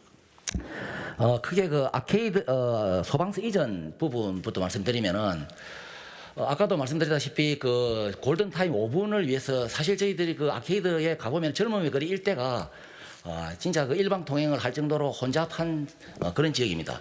외부에서 소방차가 진입하는 데에는 3군데 정도 10분 정도 거리에 소방서가 3군데 있는데 그것보다는 제가 그쪽에 입주하고 있는 입주민이라면은 더 가까운 데 소방서를 해달라고 요청을 할 것 같습니다. 첫째는 그렇고, 둘째는 그 젊음의 거리 일대가 청소년들이 갈 데가 없습니다.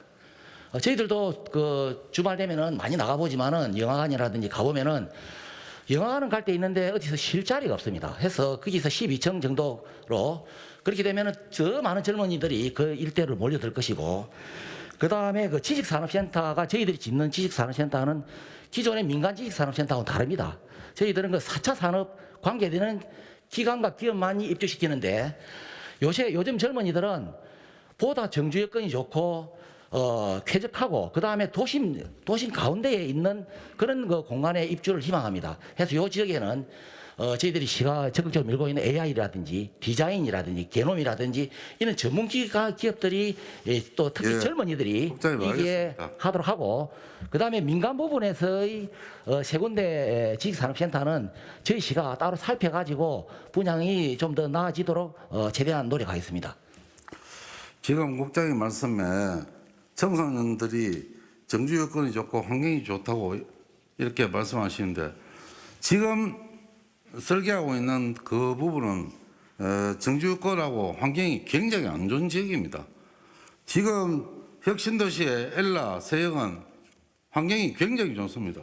그래서 민간이 지었는 부분도 뭐 시에서 또 잘못한 부분도 있지만 국토부가 책임을 져야 되겠지만 그 부분을 좀 수용을 해서 충분히 할 수 있는 여건이 된다. 이 말씀입니다. 그래서 그 부분에 대해서 지금 다 이렇게 결정되기 때문에 어쩔 수가 없지만 본 의원은 참 아쉽다는 좀 말씀을 좀 드리고 싶고 앞으로는 이런 부분도 좀 지양을 해야 되겠다 그런 부분입니다. 그리고 계속 이야기하는 부분이지만 아무것도 중국인들의 의견이 반영되지 않았습니다. 지금 설계 중인데 다시 한번 중국의 전체 의견을 수렴할 수 있도록 지금 상태에서 최적의 방안을 좀 찾아야 된다는 말씀을 드리면서 추가 질의 마치겠습니다. 네, 감사합니다. 가덕도 관련 정한 좀 질의를 드리겠습니다. 네, 가덕도 관련 담당 국장님 빠른 대로 나오시기 바랍니다.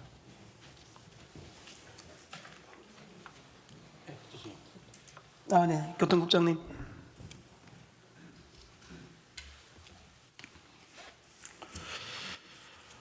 예, 뭐 시장님 답변을 잘 들었고요.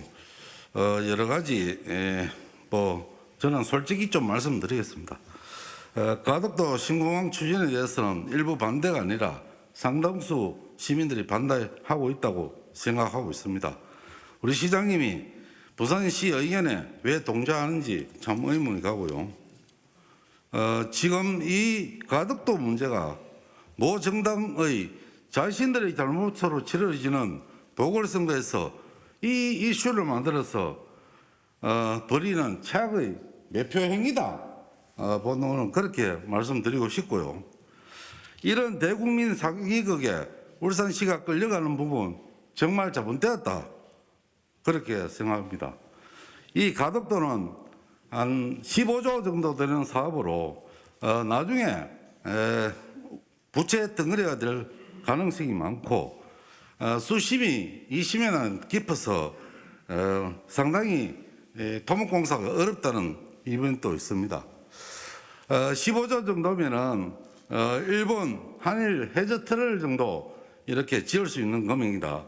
그래서 좀 다른 방향 시각으로 봤으면 좋겠다는 부분입니다. 질문 드리겠습니다.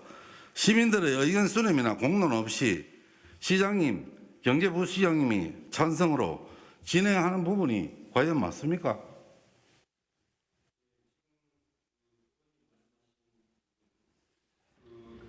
지금 사실은 여러 수력을 그렇게 올라가는 입장입니다. 말좀 가까이 해주세요. 예, 먼저 그 밀양공항이 사실 대안이 될 수가 없습니다. 왜냐하면 대구 경북이 경북 의성하고 군위 쪽으로 이미 이전하는 걸로 확정을 했습니다. 그리고 김해 신공항은 아까 시장님께서도 말씀하셨지만 국무총리실 산하 검증위원회에서 안전하지 않다, 문제가 있다 이렇게 발표를 했기 때문에 두 가지 대안이 있어야지 여론 수렴을 하는 것인데 유일한 대안이 가덕도 가는 것밖에 없습니다. 그래서 가덕도로 갈 수밖에 없고 또 하나는 입법화가 된 게 지금 국민의힘도 마찬가지로 입법을 해서 추진 중에 있습니다. 그렇기 때문에 뭐 한 당만 아니라 두 개 다가 추진을 하고 있어서 그거는 시기적으로도 지금 뭐 추진이 돼야 될 그런 상황입니다. 국장님, 우리 국민의힘에서 말못한 사정 국장님이 더 잘 아실 겁니다. 울산과 부산의 보궐선거가 이루어지기 때문에 이 시기가 참 애매모호한 시기다. 그 말씀 좀 드리고 싶고 국회 입법도 되지 않았는데 경제부시장이 여러 가지 뭐 부울경 부시장 다 모여서 가덕도 신공항 홍보 특별법 제정 건의 입법 전략 수립 이런저런 부분이 언론에 나타나는데 이 부분도 조금 앞서 나간다는 말씀 좀 드리고 싶고 앞으로는 이런 부분도 시민 정서도 보고 지금 현실의 사태도 좀 보면서 시장님이 좀 신중히 좀 결정해 주시면 좋겠다. 앞으로 언론에 나오는 부분도 언론에 조금 다르게 나올 수도 있습니다.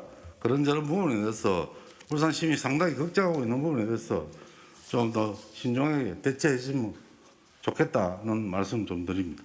예, 마치겠습니다. 마지막으로 양권린공원 관련해서 좀 질의를 좀 드리겠습니다.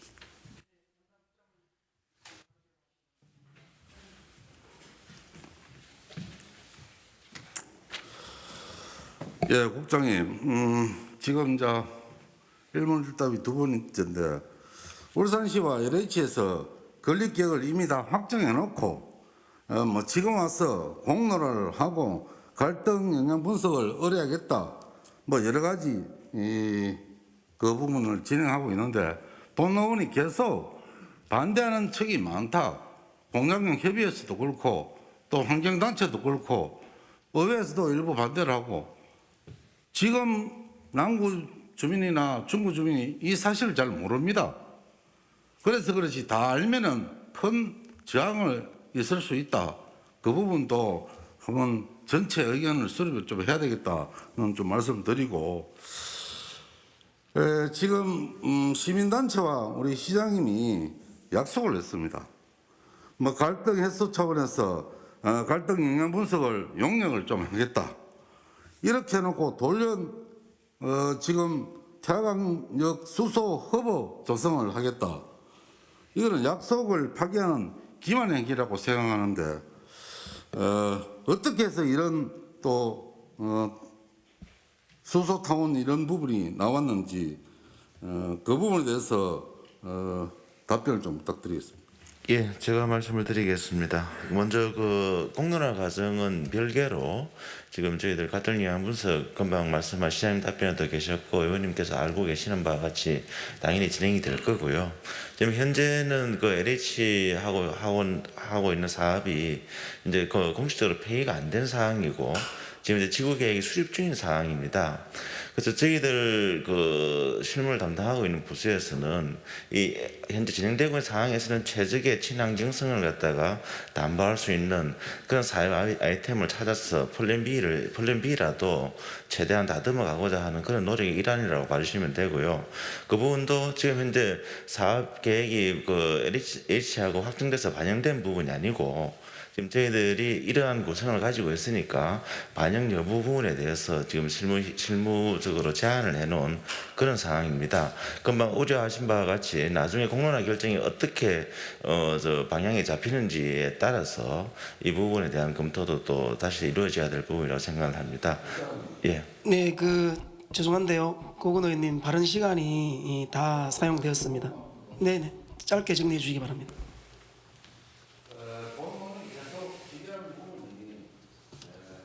이렇게 언론을 먼저 지금 레이처가 어디로는 안 됐습니까?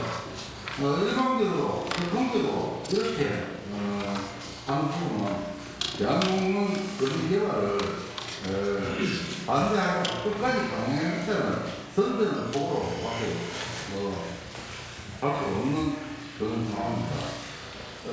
제가 질의를 하는데 한 가지만 말씀드리면 다른 시도에 다 이렇게 일몰제 관련해서 제가 찍어요. 다들 민간 특례도 하고 또 지방세도 내고 다른 서울시, 부산시, 대구시, 광주시 다들 이제 대처를 하고 있습니다. 부산시가 이 부분에 대처를 엄청나게 못했습니다. 그리고 양공원 개발에 대해서 동해준 부분에 대해서는 도동은 모두 이해할 수 없고 지금이라도 전향적으로 생각을 바꿔야 된다. 이런 말씀드리고 몇 가지 더 질의 있는 부분에 대해서는 설명드리도록 하도록 수고하셨습니다. 네, 국장님 자리에 들어가시기 바랍니다.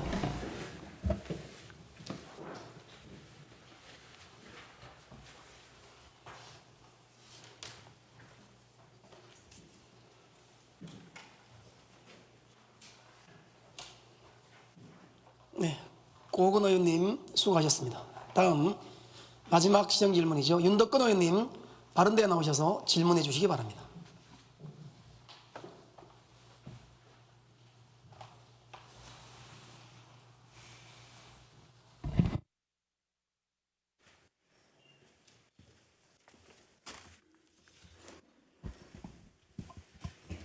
네, 존경하는 울산 시민 여러분, 더불어민주당 범사청량 지역구를 둔 교육위원회 윤덕권 의원입니다. 오늘 본 의원에게 시정 질문 기회를 주신 존경하는 박병석 의장님을 비롯한 선배 동료 의원 여러분께 감사를 드립니다. 아울러 울산시정 발전과 교육 발전을 위해 헌신하고 계시는 송초로 시장님과 노욱희 교육감님을 비롯한 공무원 여러분께도 깊이 감사를 드립니다. 2021년 신축년을 희망차게 열었습니다. 인류의 역사는 코로나19 이전과 이후로 나뉜다는 말이 있습니다. 코로나 이전의 교육정책은 코로나19 이후 혁신적인 방향으로 새롭게 수정되고 있습니다. 코로나19 이후 전 국민의 지지를 받은 정책은 보편적 재난지원금 정책입니다.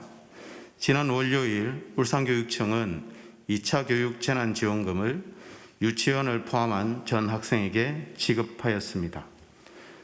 원격 수업으로 등교하지 못한 학생에게 급식비를 재원으로 유치원, 초등학생, 중학생, 고등학생에게 1인당 10만 원을 지급하였습니다. 어려울 때 돕는 친구가 진정한 친구라는 말이 있습니다. 교육가족이 어려울 때 따뜻한 행동으로 위로해 주신 노욱희 교육감님과 울산교육청에 다시 한번 감사를 드립니다. 최근 학교를 통한 코로나 감염 소식이 들려오고 있습니다. 학교는 코로나19로부터 안전한가? 라는 고민이 생겼습니다. 울산의 교육가족이 안심하고 등교할 수 있는 감염병으로부터 안전한 학교를 만들어 주시길 당부드리며 몇 가지 질문을 드리고자 합니다. 첫째, 학급당 학생 수를 20명 이하로 제한해 주실 것을 건의합니다. 학생 수가 많은 과밀학급은 학생들 간 안전한 거리 두기가 제대로 지켜지지 않습니다. 과밀학급을 통한 코로나19 확산 위협은 늘 우리의 큰 근심입니다. 코로나19로부터 안전한 학교를 위해 학생들의 학습권 보장과 선생님의 수업권 보장을 위해 학급당 20명 이하로 제한하실 계획은 어떠한지 답변하여 주시기 바랍니다. 둘째, 천상 고등학교와 범서고등학교 등 일부 학교의 과밀화 문제는 심각합니다. 천상고등학교는 학급의 학생 수가 30명을 넘어 35명이 콩나무 시루 마냥 교실에 앉아 있습니다. 인근 무거 지역의 학교는 한 반에 평균 19명 정도 수업을 하고 있습니다. 이와 함께 청상고등학교는 전교생 854명의 선생님이 60명 근무하고 있습니다. 시내의 모 고등학교는 전교생 836명의 선생님이 75명이 근무하고 있습니다. 전교생이 더 많지만 선생님은 상대적으로 15명이나 작습니다. 학교의 과밀화와 함께 선생님의 불균형 해소에 관한 교육청의 방안은 무엇인지 답변하여 주시기 바랍니다. 셋째, 울주군 지역 학교의 과밀화 해소 방안으로 문수고와 울산 상업고 등의 이전 배치에 관한 논의가 있었습니다. 이와 관련한 교육청의 방안은 무엇인지 답변하여 주시기 바랍니다. 시중 질문에 대한 울산광역시 교육청의 성실한 답변을 기대하며 끝까지 경청하여 주셔서 감사합니다.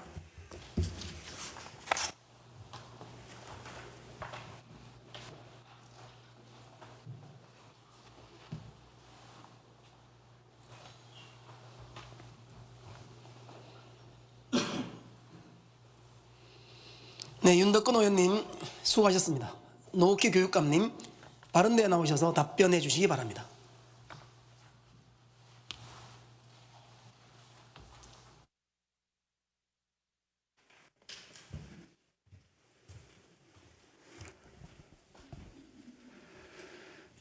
평소 울산 교육 발전을 위해 남다른 관심과 애정을 가지고 고견과 협조를 아끼지 않으시는 박병석 의장님과 의원님 여러분께 진심으로 감사드립니다. 아울러 학급당 학생 수 20명 이하 제한 및 범서지역 고등학교의 과밀학급 문제에 대한 관심과 염려를 담아 시정 질문해 주신 윤덕권 의원님께도 감사드리며 질문하신 내용에 대해 답변 드리겠습니다. 첫 번째 질문인 학급당 학생 수를 20명 이하로 제한 건의에 대해 답변 드리겠습니다.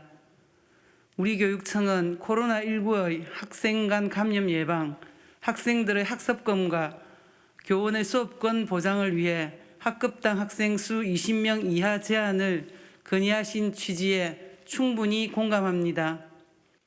학급당 학생 수 감축은 코로나19 대응을 위해서만이 아니라 효과적인 교수 학습 활동과 생활 지도, 학업 성취도 제고 및 교직원 근무 여건 개선 등 교육 활동 전반에 긍정적인 영향을 미치며 우리 학생들의 안전과 미래를 위한 가장 중요하고 의미 있는 정책으로 국정과제의 하나로 추진하고 있는 만큼 울산교육청도 거듭 지지합니다.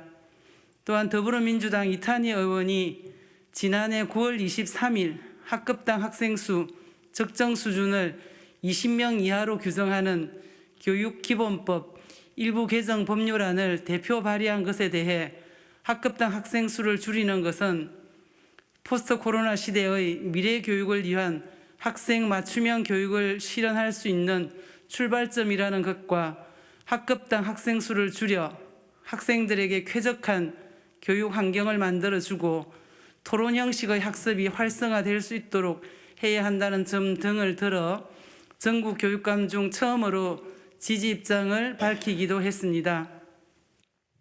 학급당 학생 수 적정화를 위해서는 시설 확충, 교사 정원 등 예산이 수반되어야 하며 이에 대한 지원 방법이 마련되어야 하고 교원 수급의 경우 권한을 가지고 있는 중앙부처의 검토도 필요합니다. 또한 지역 실정에 맞게 적정 규모의 학교를 설립 운영할 수 있도록 법령 및 정책의 개선이 반드시 수반되어야 합니다. 우리 교육청은 2020년 4월 기준으로 초등학교 학생 수 67,235명, 2,946학급, 급당 평균 학생 수 22.8명, 중학교 학생 수 31,772명, 1,265학급, 급당 평균 학생 수 25.1명, 일반계 고등학교 학생 수 22,655명, 962학급, 급당 평균 학생 수 23.6명으로 편성되어 있고 각 급 학교의 학생 수 대비 학급당 20명으로 편성하는 경우 초등학교 416학급, 중학교 324학급, 일반계 고등학교 171학급, 총 911학급 추가 증설이 필요하고 시설 여건에 따라 교실 증축과 학교 신설 및 학급 수 증가에 따른 교원 약 1,600명 증원도 필요합니다. 학급당 학생 수 적정화를 위해서는 교육 환경의 획기적인 변화와 함께 막대한 예산이 수반되는 만큼 사회적인 공감대 형성과 교육부 차원의 종합계획 수립이 우선되어야 할 것으로 생각됩니다. 이와 관련하여 지난해 11월 개최한 전국시도 교육감 협의회에서 학급당 학생 수 20명 이하 감축 필요성에 대해 논의한 결과 이를 단기간 내에 추진하기 위해서는 교원, 예산, 공간 등의 현실적 한계가 존재하는 만큼 최소한 현재 수준의 학급 수라도 유지할 필요가 있다고 인식하고 안정적인 교원 수급 유지를 교육부에 요청한 바 있습니다. 두 번째 질문인 천상고 범서고의 과밀과 교원 불균형 해소에 대해 답변드리겠습니다. 범서지역 고등학교 교육 여건 개선을 위해 2019년 6월 28일 중학교 학부모 대상 시민과 만나는 교육감 행사를 통해 희망 학생 모두를 범서지역 고등학교로 배정해 달라는 요청을 받았고 이를 적극 수용하여 학생을 배치하고 있으며 2020년 4월 20일 기준으로 천상고 28학급 급당 30.5명, 범서고 30학급 급당 33.3명으로 운영되고 있습니다. 이로 인하여 학생들과 교원들이 불편을 겪고 있는 것에 대해 매우 안타깝게 생각하고 있습니다. 우리 교육청에서는 학급당 평균 학생 수 30명 이상 과밀학급으로 운영되는 학교의 교육 여건 개선을 지속적으로 추진하여 2017년 41개교, 2018년 19개교, 2019년 4개교, 2020년 2개교로 낮추어 왔고 범서지역 과밀학급 해소를 위해 2021년 천상고 신입생 학급 수를 2학급 증설하여 10학급으로 편성하였으며 또한 고등학교 전 편입학 업무 시행 지침 개정을 통해 해당 학년 학급당 학생 수 30명 이상인 학교에 대해서는 전입을 제한하는 조치를 올해 3월 1일부터 시행합니다. 우리 교육청은 고등학교 일반 학급당 1.92명의 교사를 배치하고 있으며 여기에 진로교사, 영양교사 등 비교과교사와 특수학급 교사를 배치하고 있습니다. 현재 고등학교 학급 편성 기준은 학생 수 24명으로 하고 있으나 지역 교육 여건 및 학교 선호도 등에 따른 학생, 학부모 희망 등을 반영하고 있어 학교별 학급당 인원수가 차이를 나타내고 있습니다. 천상고 등의 경우 위에 말씀드린 바와 같이 학부모들의 요구를 최대한 수용하여 왔으나 더 이상 학급수를 늘리기 어려운 포화 상태입니다. 학생 수가 비슷한 신정고가 34학급으로 운영되는 데 반해 천상고는 28학급을 운영하고 있어 그에 따라 교사 수가 적을 수밖에 없습니다. 이를 해결하기 위해 앞서 말씀드린 법 개정 등의 노력과 병행하여 평준화 정책의 근본을 훼손하지 않으면서 학생, 학부모 요구를 잘 반영하는 학생 배치 방안을 고민해 나가겠습니다. 세 번째 질문인 문수고와 울산 상고의 이전 배치에 대한 방안에 대해 답변드리겠습니다. 범서 및 장금 지역 학생들의 천상고와 범서고의 솔림 현상에 따른 과밀학급 해소 방안으로 의원님께서 말씀하신 문수고와 울산 상고의 이전 배치 방안이 우리 교육청 실무 논의 과정에서도 제안된 바 있으나 각각의 설립 목적에 맞는 학교 발전 방안 수립과 운영이 우선되어야 하며 무엇보다 당의 학교 구성원 및 관계자의 공감이 없이는 쉽지 않은 일이라는 결론에 이르렀습니다. 우리 교육청에서는 범서 지역의 학생 배치에 따른 불편 사항을 교육 수요자의 눈높이에서 해소하고 교육 여건이 보다 나아질 수 있도록 개선 방안을 찾기 위한 노력을 지속적으로 하겠습니다. 존경하는 박병석 의장님과 의원님 여러분, 학급당 학생 수 적정화는 교육계의 오랜 화두이며 교육의 질을 담보할 수 있는 가장 기본적인 조건입니다. 그간 우리나라의 학급당 학생 수는 꾸준히 감축되어 왔고 단순 학급당 평균 학생 수는 OECD 수준에 근접해 있습니다. 그러나 지역별, 급별 및 선호학교군과 비선호학교 간 차이가 존재하며 특히 신흥 주거지역 개발 및 구도심 공동화 현상 등으로 균형적인 학급당 학생 수 유지가 쉽지 않은 것이 사실입니다. 우리 교육청이 내세우고 있는 한 명의 아이도 포기하지 않는 울산 교육이라는 비전은 모든 학생이 선생님의 눈길을 마주볼 수 있어야 가능합니다. 단기간의 적정 학생 수 감축은 우리 교육청만의 노력으로는 쉽지 않은 일이지만 최선을 다해 노력하겠습니다. 각별한 관심을 갖고 질문해 주신 윤덕권 의원님은 물론 모든 의원님께도 함께해 주시리라 믿고 깊은 감사를 드립니다. 이상으로 답변을 마치도록 하겠습니다. 감사합니다.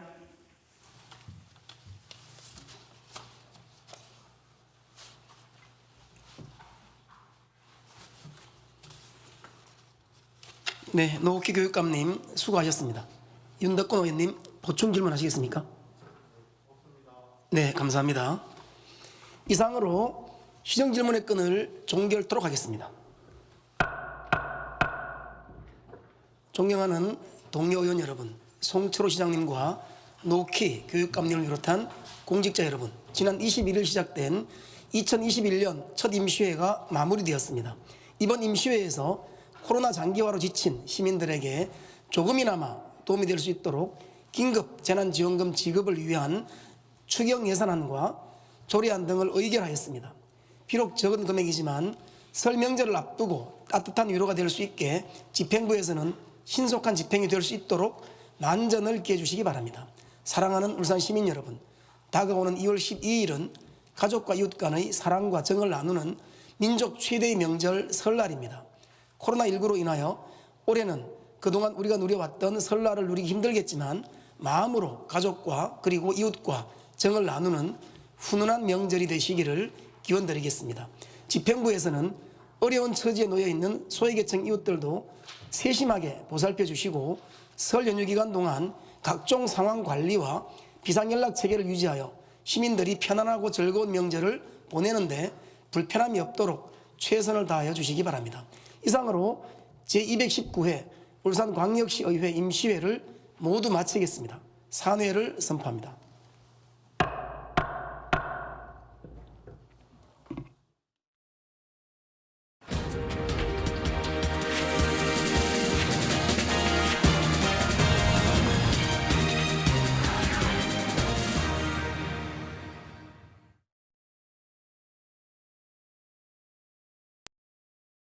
대한민국 그린 뉴딜은 환경과 사람, 대한민국